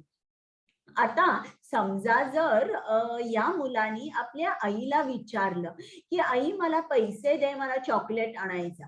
आई त्याला म्हणे, अरे आता तुझ्या दाताची ट्रीटमेंट चालू आहे, आता नको, तू थोडे दिवस थांब, मग तुला मी एका आठवड्याने चॉकलेट घेऊन देईन. मग ती खरं आई जी आहे ती त्याच्या मुलाच्या कल्याणाचा विचार करते, म्हणून ती काय सांगते, थोड्या वेळ थांब. पण हा दुकानदार आहे, याला जरी माहित असेल की याची डेंटल ट्रीटमेंट चालू आहे, तो दुकानदार काय म्हणतो, चला मी याला गोळी देतो, माझाही माल खपला आणि मलाही पैसे मिळाले. तर त्याचप्रमाणे जेव्हा आपण देव देवतांकडे जातो ते फळ आपल्याला लगेच मिळतं, पण कृष्णाकडे जेव्हा जातो कदाचित आपल्याला काही वेळ थांबावं लागतं. आता तुमच्या जर लक्षात असेल तर काही जण बरेच सांगतात की तुम्ही कृष्णाची नारायणाकडे जाऊ नका. का नका जाऊ? कारण जे कोणी कृष्णाचे भक्त आहेत तर ते सगळेच दरिद्री असतात आणि ते उदाहरण पण देतात. कृष्णाचा परम भक्त शंकर आहे, पण शंकर कुठे राहतो की त्याला जागाच नसते राहायला. तो पर्वतावर तरी राहतो, नाहीतर स्मशानभूमीत फिरत असतो आणि त्याच्याकडे कपडे सुद्धा चांगले नसतात. व्यासदेव कुठे राहतात? बद्रिकाश्रमात राहतात. तिकडे कसं असतं, खूप खूप थंडी असते. नारद मुनी परत हे कृष्णाचे भक्त आहेत, पण यांना सुद्धा राहायला एक घर नसतं. ते सारखे एका जागेहून दुसऱ्या जागेवर एक सारखे फिरत असतात. मग सगळे लोक विचार करतात, मी जर कृष्णाचा भक्त झालो तर माझी पण अशीच होईल का परिस्थिती? पण असं नाही. इकडे जे भक्त मी तुम्हाला सांगितलंय, व्यासदेव, नारद मुनी, शंकर, या सगळ्यांचं हे परम भक्त आहेत आणि हे सगळे 100% कृष्णाला शरण गेलेले आहे आणि कृष्ण त्यांचं क्षणोक्षणी त्यांची काळजी घेतोय. पण आपली शरणागती 100% नाहीये. का नाहीये आपली 100% शरणागती? कारण मला अजून माझ्या मनामध्ये खूप काम आहे, खूप इच्छा आहे, मला या भौतिकात राहायचं आहे, मला आनंद भोगायचा आहे, माझ्या सगळ्या इच्छा भौतिक आहेत. त्याच्यामुळे इकडे जितक्या इच्छा तितके देवता आहेत. म्हणून कोणीतरी मला प्रश्न विचारला होता ना की आपल्या हिंदूमध्ये धर्मामध्ये म्हणतात की 33 कोटी देव आहेत, तर एवढे देव कसे? तर जेवढ्या इच्छा तितके देव. हरे कृष्ण. हरे कृष्णा. चातुर्वर्ण्यं मया सृष्टं गुणकर्म विभागशः तस्य कर्तारमपि मां विद्य कर्तारम् अव्ययम्. भौतिक प्रकृतीच्या 3 पद्धती आहे आणि त्यांच्या कार्यानुसार मानवी समाजाच्या 4 विभागांची निर्मिती मी केली आहे. आणि जरी मी या व्यवस्थेचा निर्माता असलो तरी तुम्हाला हे माहित असले पाहिजे की मी अद्याप अकर्ता आहे आणि अपरिवर्तनीय आहे. हरे कृष्ण. आता काही लोक असतात, त्यांना खूप भौतिक इच्छा असतात, त्यांना पैसे हवे असतात, त्यांना प्रसिद्धी हवी असते. मग अशा लोकांना सुद्धा कृष्ण त्यांच्याजवळ बोलवून घेतो. ते कसं काय? त्यांनी पूर्ण मानव जाती जी आहे त्याच्या मध्ये विभागणी केलेली आहे. कशी विभागणी केली आहे? तर ही प्रत्येक गुणावर आणि कर्मावर विभागणी केलेली आहे. आता जो सत्वगुणात असतो तो ब्राह्मण असतो, जो रजोगुणात असतो तो क्षत्रिय होतो, जो रजोगुण आणि तमोगुणात असतो तो वैश्य होतो.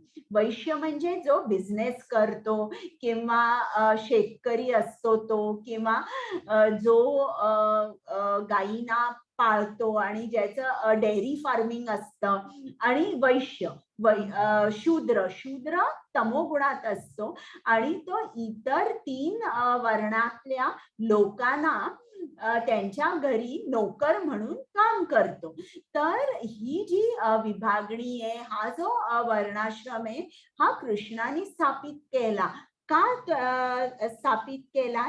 की तुम्ही तुमच्या इच्छा पुरवा, तुम्हाला जे काय हवंय ते तुम्ही मिळवा या भौतिक जगामध्ये, पण तुम्ही माझ्याकडे या. तुम्हाला जे हवं ते मिळेल, पण तरी सुद्धा तुम्ही माझ्याकडे या.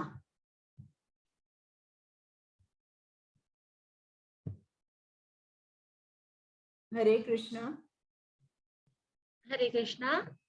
न मां कर्माणि लिम्पन्ति न मे कर्म फले स्पृहा इति मां योऽभिजानाति कर्मभिर्न स बध्यते. माझ्यावर कोणतेही काम परिणाम करणारे नाही किंवा मी कृतीच्या फळाची आकांक्षा करत नाही. ज्याला माझ्याबद्दल हे सत्य समजले आहे तो कामाच्या फलदायी प्रतिक्रियांमध्ये अडकत नाही. हरे कृष्ण. आता इकडे आपल्याला कृष्ण काय सांगतोय? माझ्यावर कोणतेही काम परिणाम करत नाही. म्हणजे कृष्ण हा आपल्या ब्रह्मांडाचा नायक आहे, ब्रह्मांडाचा राजा आहे आणि त्याला कसलीही फळाची अपेक्षा नाही. त्याला भक्तांबरोबर आनंद त्याला भक्तांना आनंद द्यायचा आहे. त्याला कुठलंही फळ नकोय, त्याच्याकडे षड ऐश्वर्य आहे. तर त्याला त्याच्याकडे सगळं आहे, त्याच्यामुळे त्याची कुठलीच आकांक्षा नाहीये. पण हे जे आहे हे वर्णाश्रम आहे, कृष्णाने आपल्यासाठी स्थापित केला आहे की तुम्हाला हवंय ना भौतिकातलं काही, तर ते तुम्ही मिळवा.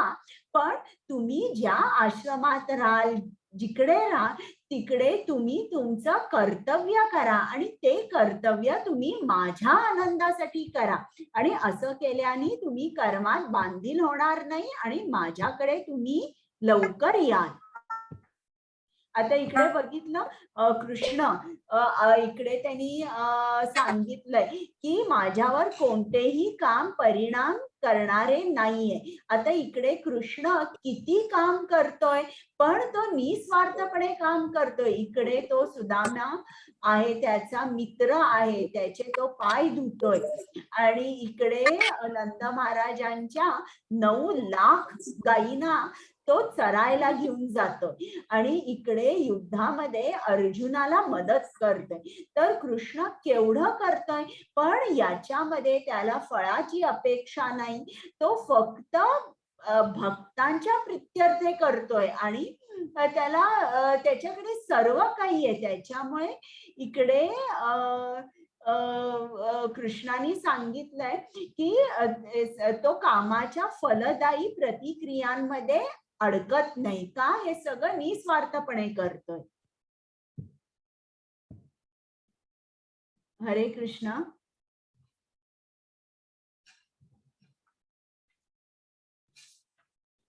हरे कृष्णा. हा, 1 मिनिट.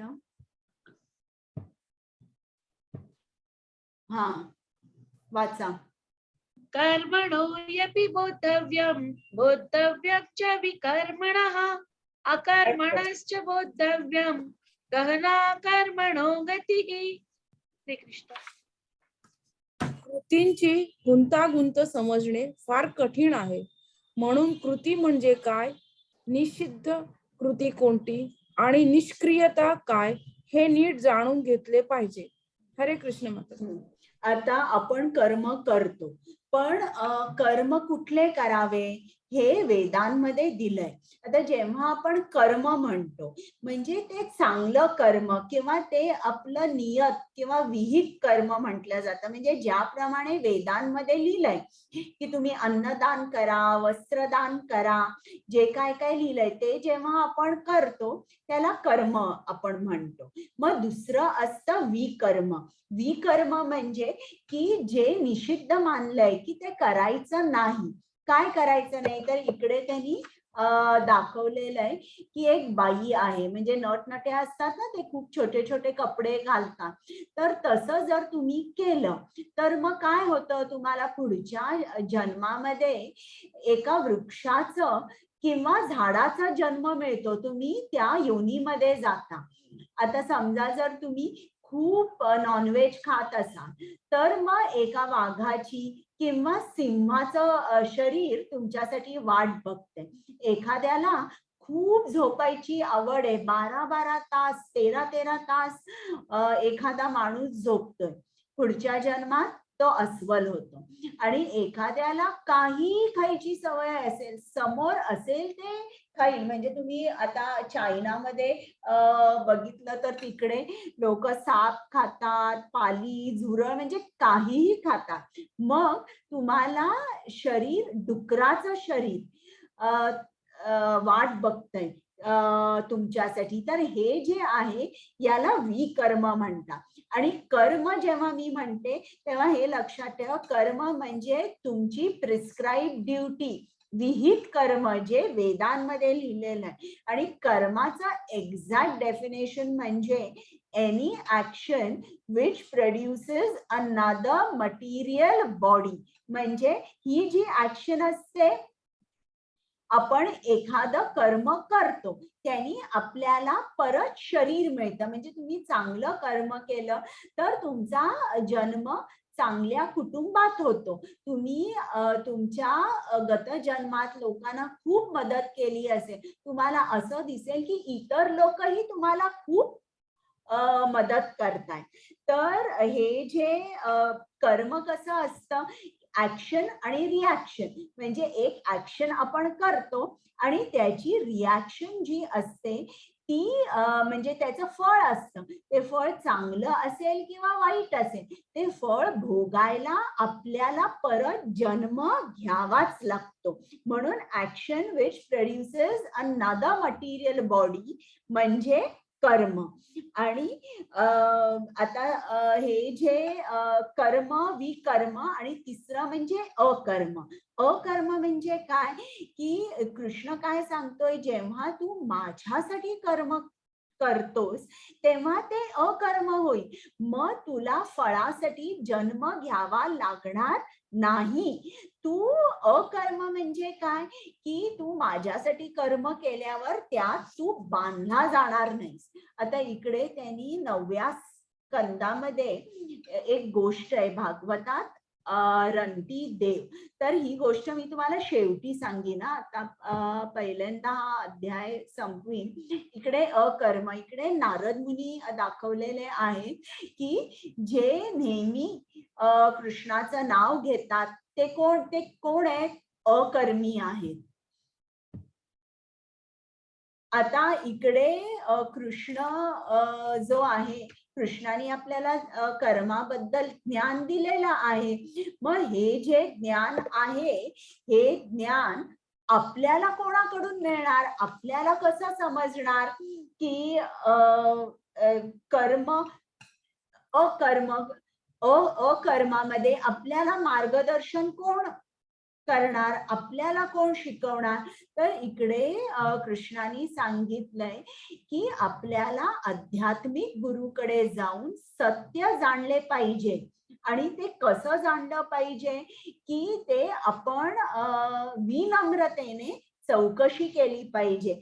आपण आपल्या गुरूंची सेवा केली पाहिजे. म्हणजे 3 गोष्टी सांगितल्यात आपल्याला इकडे, की तुमच्यामध्ये विनम्रता हवी, तुम्हाला सेवा करावी लागेल, आध्यात्मिक गुरुकडे जावं लागेल. मग जेव्हा आपण हे सगळं करतो तेव्हा आपल्यामध्ये ज्ञानाचा उदय होऊ शकतो. म्हणजे ज्ञानाचा उदय होण्यासाठी आपल्याला गुरुचं मार्गदर्शन लागतं. आणि कृष्णाने स्वतःहून हे सांगितलेलं आहे की उदाहरण समोर ठेवलेलं आहे. कृष्ण आणि बलराम हे दोघही सांदीपनी मुनीकडे शिकायला आश्रमात त्यांच्या गुरुकुलात राहिले होते.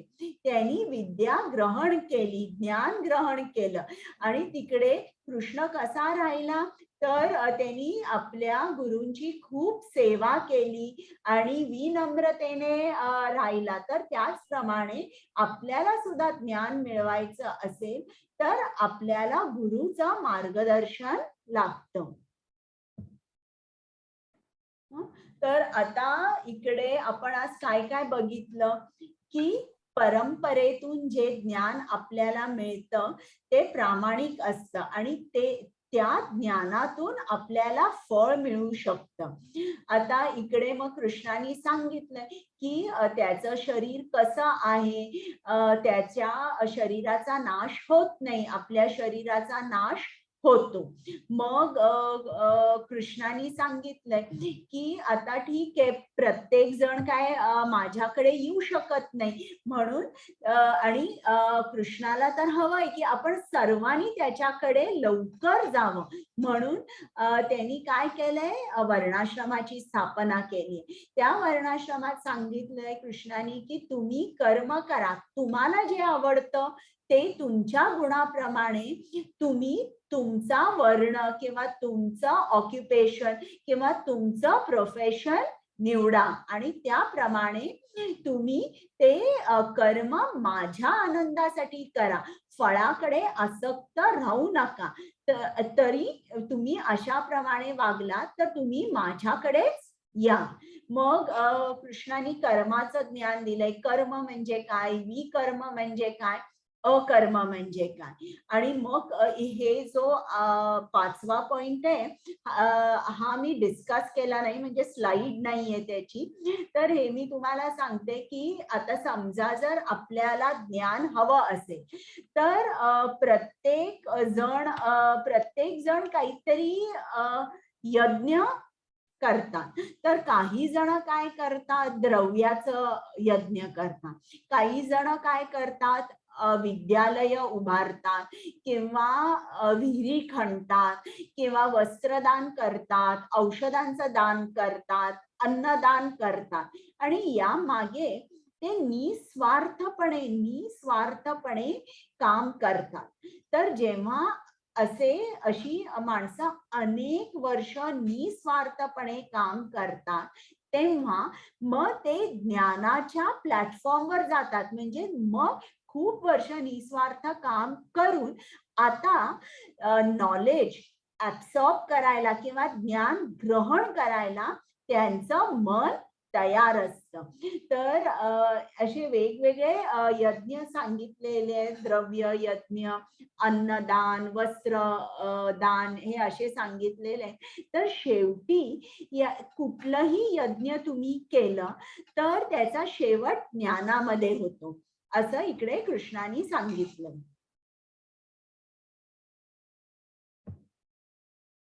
आता तुमचे काही प्रश्न आहेत का? हरे कृष्ण माताजी. हरे कृष्णा.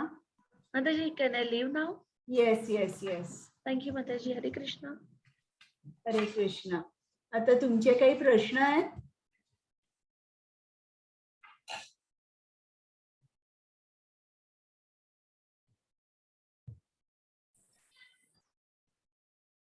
प्रमोद प्रभूजी. हा, हरे कृष्ण.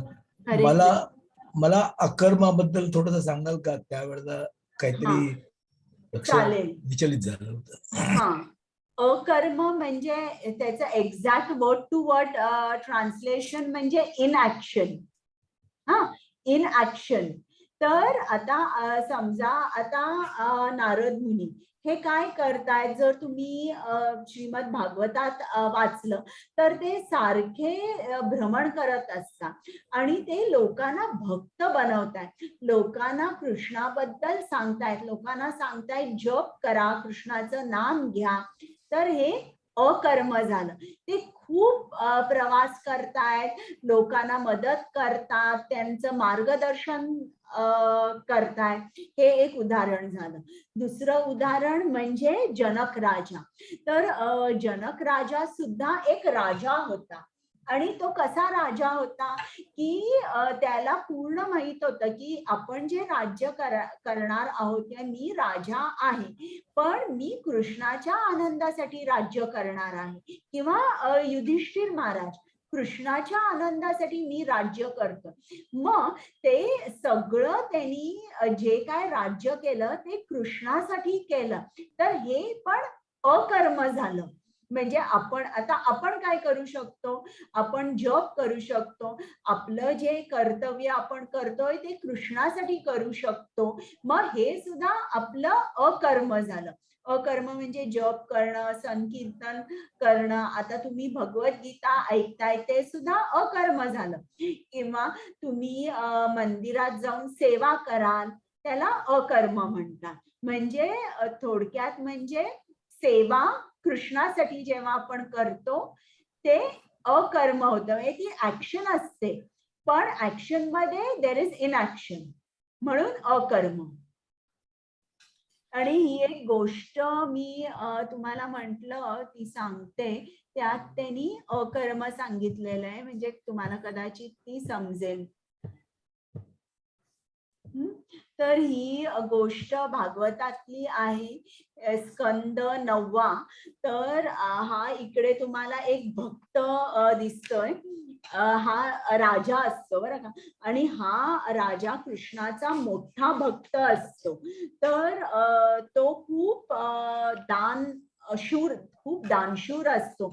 लोक त्याच्याकडे आली काहीही मागितलं तरी तो देत असे.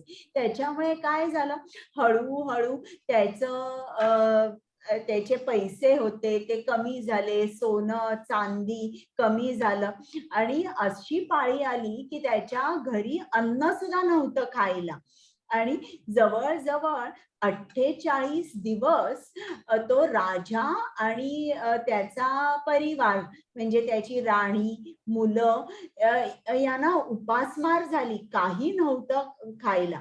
मग एक दिवस काय झालं की एक ब्राह्मण आला आणि ब्राह्मणाने या राजाला खूप खायला अन्न आणलं, आणि राजाला, राणीला आणि त्याच्या मुलांना आनंद झाला.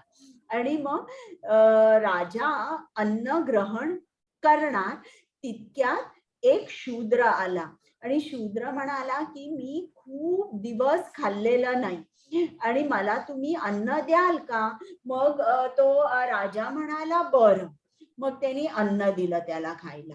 मग तो गेला, तो जाता जाता परत राजा खाणार तितक्यात एक चांडाळ आला, आणि तो त्याच्याबरोबर 8 कुत्र्यांना घेऊन आला, आणि त्यांनी सांगितलं 15 दिवस झाले मीही खाल्ले नाही आणि माझे कुत्रेही उपाशी आहे. मग त्यांनी त्या माणसाला आणि त्या कुत्र्यांना अन्न दिलं. मग तो माणूस गेल्यानंतर आणि एक माणूस आला. आता त्याचं अन्न सगळं संपलं होतं, फक्त पाणी होतं.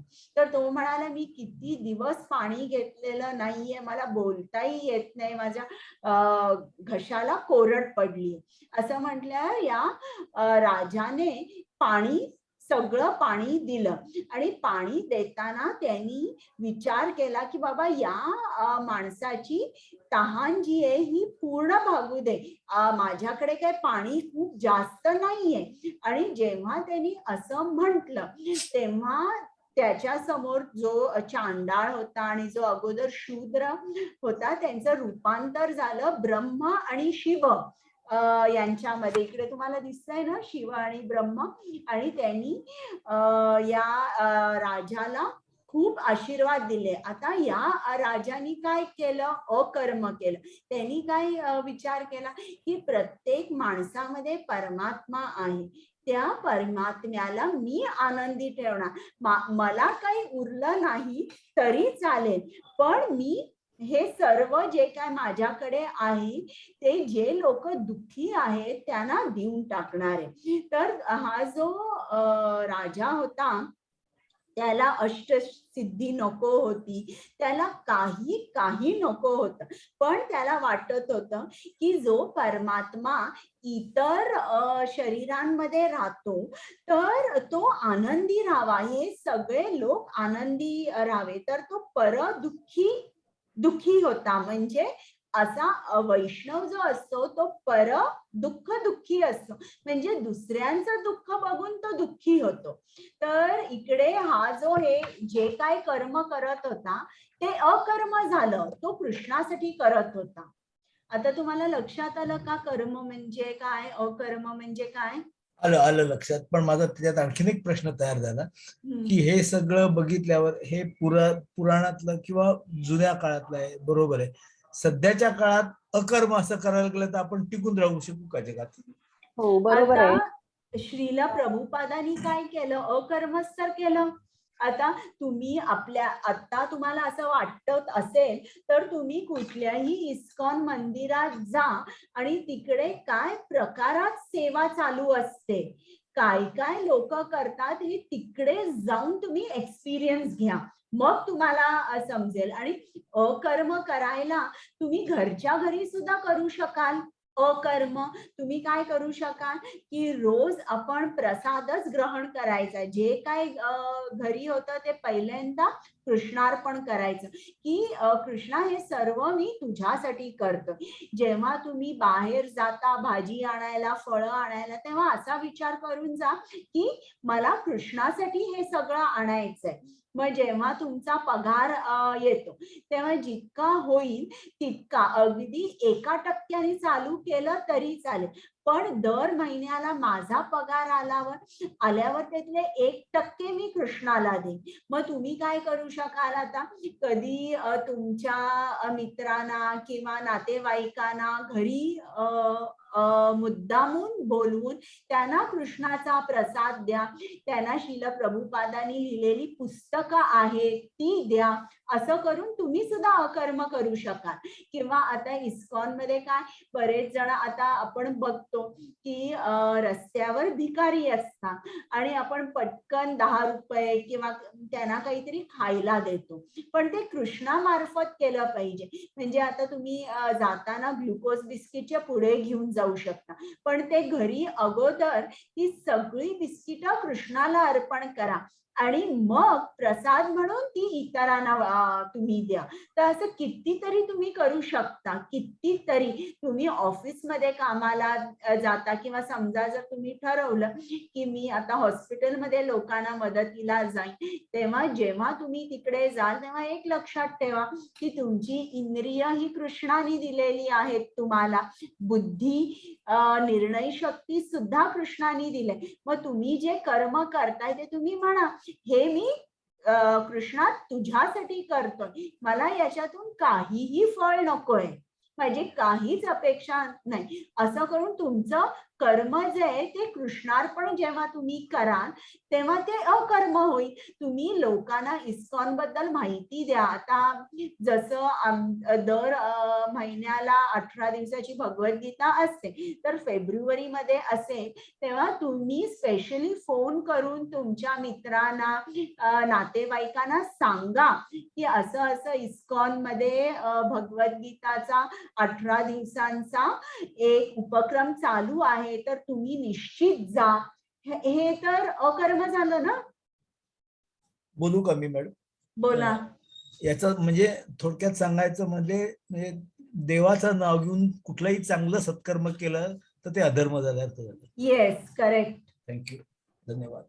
हरे कृष्ण. आणि प्रश्न आहेत का कोणाला? म्हणजे कृष्णाला निवेदन ठेवून प्रत्येक कर्म करायचं आणि करून पूर्ण झालं की समर्पित करायचं, हेच या अध्यायाचं सार आहे का? हो बरोबर, त्याला म्हणतात अकर्म. आणि काही आहेत का प्रश्न?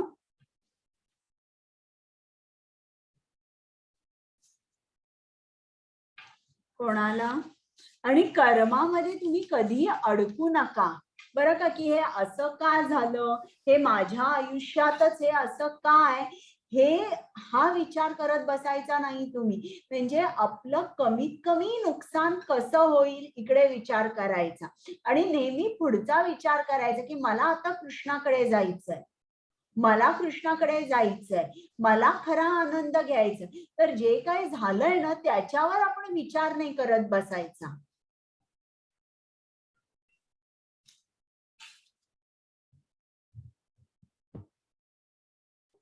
आणि नाही आहेत ना प्रश्न?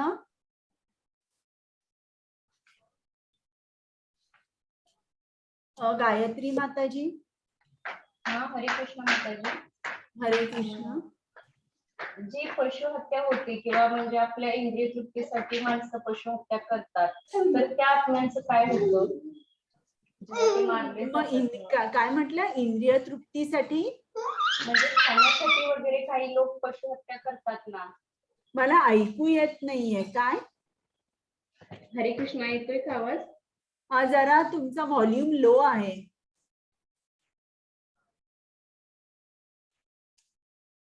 अनम्यूट करा.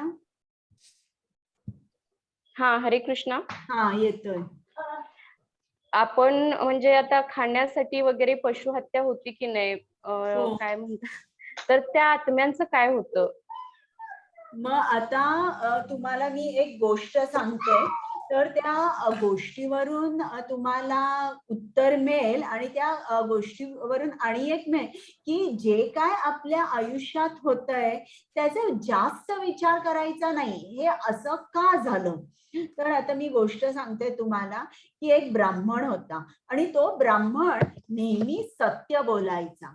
एक दिवस काय झालं की त्याच्या तो आतल्या खोलीत होता आणि त्यांनी बघितलं की एक गाय पळत पळत त्याच्या घरी आली आणि एकदम आतमध्ये आली आणि एक थोड्याच वेळाने त्या गायीचा पाठलाग करत करत एक कसाई आला आणि त्या कसाईनी त्या ब्राह्मणाला विचारलं की गाय तुझ्या घरी आली आहे का.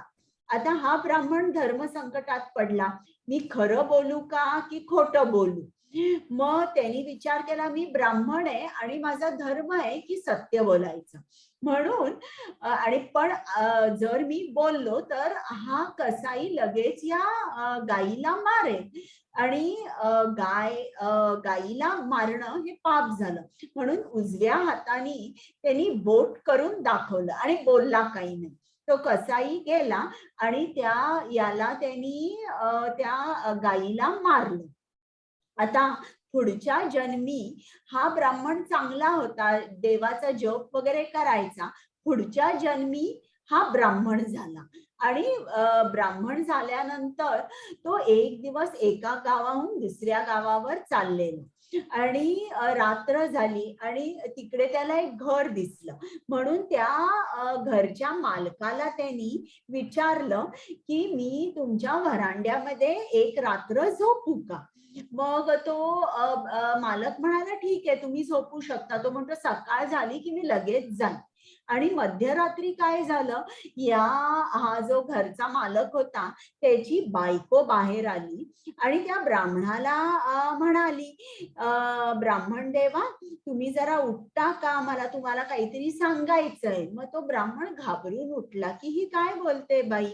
मग ती बाई सांगायला लागली की मला माझा नवरा आवडत नाही आणि चला आता आपण रात्री फिरायला जाऊया का, इकडे छान बाग आहे. मग तो ब्राह्मण म्हणाला अहो तुम्ही काय बोलताय, मी ब्राह्मण आहे आणि मी काय असं नाही करत आणि तुम्ही सुद्धा तुमच्या नवऱ्याकडे जा आणि शांतपणे राहा. आता या बाईचा खूप अपमान झाला आणि तिला राग आला आणि ती आतमध्ये गेली. तिने चाकू घेतला आणि आपल्या नवऱ्याला मारलं आणि तिकडे खूप आवाज झाला. आवाज झाल्यावर हा ब्राह्मण जो बाहेर होता त्याला समजला नाही आणि तो आतमध्ये गेला आणि दिवा लावला आणि बघितलं तर काय की हा चाकू होता त्याच्या पोटामध्ये आणि तो त्या बाईला म्हणायला लागला तुम्ही काय केलं हे. आणि त्यांनी चाकू काढला आणि चाकू काढल्या काढल्या ती बाई जोरात ओरडायला लागली, रडायला लागली आणि सगळे शेजारचे आले आणि ते गाव गाव लहान होतं आणि पंचायत पण आली आणि त्यांनी बघितलं या ब्राह्मणाच्या उजव्या हातात चाकू आहे आणि त्या बाईनी रडत रडत सांगितलं की हा ब्राह्मण वाईट माणूस आहे, तो मला सांगत होता की ये आता माझ्याकडे ये, आपण बाहेर जाऊया वगैरे, आणि मी ऐकलं नाही त्याचं. मग पंचायतनी निर्णय दिला की या ब्राह्मणाचा उजवा हात आहे तो पूर्ण कापा. आणि मग तो ब्राह्मण विचार करू लागला की असं का झालं, मी तर काहीच केलं नाही, मी देवाचं नाव घेतोय. आता हा ब्राह्मण जो होता गत जन्मात त्यांनी उजव्या हातानेच आपल्या बोटाने दाखवलं होतं की ती गाय कुठे आहे. आता ती गाय नेली. आता ती गाय कोण होती? ती गाय या जन्मामध्ये ती बाई झाली आणि त्या बाईनी काय केलं की तो जो तिचा नवरा होता त्या नवऱ्याला मारलं. आणि तो नवरा कोण होता? तो कसाई होता. म्हणजे हे पुराणात लिहिलंय की जेव्हा आपण हत्या करतो एखाद्या प्राण्याची, तो प्राणी सुद्धा पुढच्या जन्मात आपली हत्या करतो. आणि तो जो म्हणजे तो जो मालक होता त्या बाईचा नवरा तो कसाई होता. त्या कसायानी त्या गाईला मारलं. मग ती गाई, त्या गायीनी सुद्धा पुढच्या जन्मात त्याचा खून केला. तर हे जे आहे तर ही कथा पुराणातली आहे. तर कर्म कसं असतं, आता तो ब्राह्मण त्यांनी विचार करत बसला असता जन्मभर, असं मला का झालं, असं मला का झालं, तर उत्तर मिळालं असतं का? नाही. मग या ब्राह्मणाने काय केलं पाहिजे? कर्मात गुंतायचं नाही. जे काय होतंय होऊ दे, पण आपण नाम घ्यायचं आणि त्या मार्गावरून आपण हलायचं नाही. आलं आता लक्षात तुमच्या? हो, समजलं. आता आणि काही आहेत काही प्रश्न? माताजी एक प्रश्न. बोला. आपण आपल्याला माहिती नसलेले कर्म जे असते, सपोज आपण ह्या जन्मात तर आपल्याला तर म्हणजे आपण ज्ञात नाहीये की माझ्या हातून अज्ञात आहोत की मी काही केलेलं नाहीये, पण आपल्या पूर्वी जन्माचे जे कर्म असतात ते जर असं ह्या प्रकारे जर आता गोष्ट सांगितलं जर घडून यायचे नसतील वा शॉर्ट करायचे असतील आपल्याला, तर काय करायचं? मग आपण नाम घ्यायचं. हा, नाम घ्यायचं. नामाने सर्व काही आपले पूर्व जन्माचं जे काय आपण पाप केलं असेल तर ते सगळं, ज्याप्रमाणे वाळलेलं गवत असतं आणि एक आगीची ठिणगी जरी पडली तरी ते सगळं गवत भस्मसात होतं, त्याचप्रमाणे आपली सुद्धा ही जी पाप कर्म आहेत ती भस्म होतात. पण नाम घेतलं पाहिजे, मनापासून घेतलं पाहिजे आणि ज्ञानाने घेतलं पाहिजे की नाम का घ्यायचं, त्यांनी काय होतं. आणि फक्त नाम घ्यायचं असं नाही, त्याच्यावर अभ्यासही केला पाहिजे. भागवत वाचलं पाहिजे, म्हणजे त्यांनी आपली जी भक्ती होते ती भक्ती हळूहळू हळू वाढत राहते. भक्तिवर्धनम म्हणजे फक्त तुम्ही जर जप केला आणि तुमच्याकडे ज्ञान नसेल तर काय होतं, तुमची भक्ती जी आहे ना ती अशी कधी तुम्ही घसरू शकता. आणखीन एक माताजी, नाम आपण बोलले ना नाम घ्यायचं, तर मला म्हणजे आता आपण जे नाम घेतोय की माझं नाम तिथपर्यंत पोहोचतंय की नाही, किंवा मी नुसतेच म्हणजे काय म्हणतात मुखाने बोलतेय की तिथपर्यंत पोहोचण्यासाठी हे नाम कसं घ्यायचं प्लीज सांगा. हा, म्हणजे नाम घेताना आता ज्याप्रमाणे एखाद्या आईला नॅचरली आपल्या मुलाबद्दल प्रेम वाटतं, तसं नॅचरली तो भाव तुमच्यामध्ये उत्पन्न होतो. मग तुम्हाला समजतं की हे जे नाम घेते मी हे व्यवस्थित घेते, हे शुद्ध नाम आहे, हे तुम्हाला आपोआप समजतं. म्हणजे असा कधीही दिवस जाणार नाही की तुम्ही नाम घ्यायला विसरला, असं कधीच होणार नाही. म्हणजे असं झालं तर तुम्हाला रात्री झोप नाही येणार, तुम्ही जागे व्हाल आणि तुम्ही नाम घ्याल. मग हळूहळू हळू आपल्यालाच आपल्यामध्ये मधली उन्नती दिसते. आपल्यामधला पहिल्यांदा राग जातो, किंवा आपण कुठल्याही गोष्टीकडे रिॲक्ट करत नाही, रिॲक्शन देत नाही. आपण नामात राहतो, ठीक आहे असं आपण हे करतो. जे काय चांगलं होतं आपल्या आयुष्यात आपण म्हणतो की हे कृष्णाने आपल्याला दिलेलं आहे, यात माझं काही नाही आहे. जे वाईट होतं आपण त्याच्यातून शिकतो. म्हणजे you don't go through situations, you grow through the situation. म्हणजे जे आपल्याला त्याच्यापासून आपण शिकतो. ते पण आपण असं म्हणतो की कृष्णाचा प्लॅन किती परफेक्ट आहे, याच्यामध्ये सुद्धा माझं कल्याण आहे, म्हणून असं त्यांनी मला दिलंय ही सिच्युएशन, जरी ती वाईट असेल तरी. मग असं हळूहळू असे बदल घडत जातात. मग आपल्याला समजतं की आपण एकदम राईट ट्रॅकवर आहोत. म्हणजे आपल्या मनात दुसरं काही नाही येता, फक्त नाम जेव्हा बसतं तेव्हा आपलं खरं नाम होतं. हो. धन्यवाद माताजी. हरे कृष्ण. गायत्री माताजी. हा माताजी, तुम्ही आता कथा सांगितली, ती कथा समजली, छान होती. पण त्यातून एक प्रश्न मला विचारायचा होता. विचारा.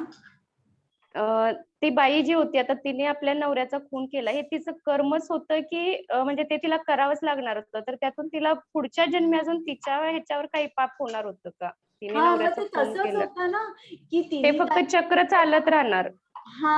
असं चालत राहतं आणि त्या कर्म बंधनातून आपण बाहेर निघत नाही. म्हणजे ऍक्शन रिॲक्शन ही चालूच म्हणजे ही राहते. रिॲक्शन तिने थांबवायला पाहिजे होती. जर ती भगवत भक्तीमध्ये असते तर कदाचित हे थांबू शकलं असतं. बरोबर तुम्ही सांगितलं की असं. आणि हे जे सगळं मी तुम्हाला सांगते ना की आता तुम्ही बघता की बायका किती कपडे घाणेरडे घालतात आणि काय काय कपडे घालतात आणि फिरतात. त्यांच्यासाठी वृक्षाचं शरीर थांबलेलं आहे. वृक्ष कसं असतं की म्हणजे त्याच्यावर काही कपडे नसतात. तर हे सगळं गरुड पुराणामध्ये दिलेलं आहे, प्रत्येक दिलेलं आहे की काय होतं म्हणून. गरुड पुराण आपण कोणीही वाचू शकतो का? आता ते अवेलेबल असेल तर आपण वाचू शकतो, पण हे आपण कशाला उगीच हे करायचं वाचायचं. आपण चांगलेच कर्म करायचे ना. वाचायला कितीतरी उपनिषद आहेत, श्रील प्रभुपादांची कितीतरी पुस्तकं आहेत. मग ते वाचण्यात आपण वेळ घालवायचा की हे वाचण्यात आपल्याला इंटरेस्ट आहे का? असं काही खाण्यात किंवा नाही, भगवद्गीतेत पण उपनिषद वगैरे भरपूर शब्द आहेत त्याच्यात वापरलेला. तर हे पूर्ण भगवद्गीता म्हणजे त्याचं सार पण आहे का त्यात उपनिषदांचं? सगळं उपनिषद आणि पुराणांचा सार म्हणजे भगवद्गीता. ओके माताजी. हा बोला. आपण उपनिषद वेद म्हणजे एवढे ग्रंथ वाचायला वेळ पण नाहीये आणि आपलं आयुष्य पण तेवढं नाहीये, तर एकदा शास्त्राला अनुसरून कर्म करायचे. म्हणजे आपण एक हिंट की कशा पद्धतीचं कर्म करायचं, की नाही आपल्याला एवढा वेळ नाहीये, आपण गृहस्थ असल्यामुळे हे शक्य पण नाहीये. तर कर्म कशा म्हणजे काय एवढे वाचू तर शकत नाही, तर आपल्याला काय फॉर्म्युला आहे की यानुसार कर्म करावे? काय म्हंटल तुम्ही शेवटी? नाही, आपण कशाचा आधार घ्यायचा की हे कर्म योग्य आहेत आपले किंवा शास्त्राला अनुसरून आहेत, हे कसं ओळखायचं? आणि आपल्याला हे सगळं श्रील प्रभुपादांनी लिहून ठेवलंय की तुम्ही कसं राहायचं, सेवा कशी करायची, हे सगळं लिहून ठेवलंय. जप किती करायचा, किती तास झोपायचं, मग कुठले पदार्थ खायचे, कुठले खायचे नाही. आपण डोळे झाकून त्यांनी सांगितलेलं पाळायचं. आपलं तेवढंच कर्तव्य आहे, जास्त खोलात नाही जायचं. प्रभुपादांचा हे कृष्ण एक पूर्ण पुरुषोत्तम एक ग्रंथ झालाय माझ्या वाचून. आणखीन कुंतीचं रहस्य नाही का, तो एक झालाय. म्हणजे एक्झॅक्ट कुठला ग्रंथ की त्यामध्ये आपण आज शास्त्रानुसार वर्तन कसे करावे आहे ते सांगता का प्लीज? सगळेच ग्रंथ आपण हळू, जी सगळी पुस्तकं शिला प्रभुपादांनी लिहिली आहेत ना, ती सगळी वाचावी. सगळ्यातून आपल्याला तेच ज्ञान समजतं, पण जास्त सखोल सखोल समजत राहतं. ओके. बरं. आणि भागवत पुराणम एक 12 ग्रंथांचा सेट आहे ना तो. मी इस्कॉन मध्ये चौकशी केली, म्हणजे गेले तेव्हा, तर त्यांनी त्याबद्दल ते पूर्ण सांगितलं होतं मला पण, की हे वाचा, यानुसार एकदम सगळं परफेक्ट क्लिअर होईल तुमच्या डोक्यात काय आहे. चालेल, धन्यवाद माताजी. हो, बरं. आणि काही आहेत प्रश्न कोणाचे? बरं, मग मी आता एंड करू का मीटिंग? वांछा कल्पतरुभ्यश्च कृपा सिंधुभ्य एव च पतितानां पावनेभ्यो वैष्णवेभ्यो नमो नमः. अनंत कोटि वैष्णव वृंद की जय. श्रीला प्रभुपाद की जय. सर्व अनम्यूट व्हा, आपण एकदा मंत्र म्हणूया. हरे कृष्णा कृष्ण कृष्ण हरे हरे, हरे राम राम राम हरे हरे. हरे कृष्णा हरि बोल. हरे कृष्ण हरी बोल. हरे कृष्णा हरि बोल.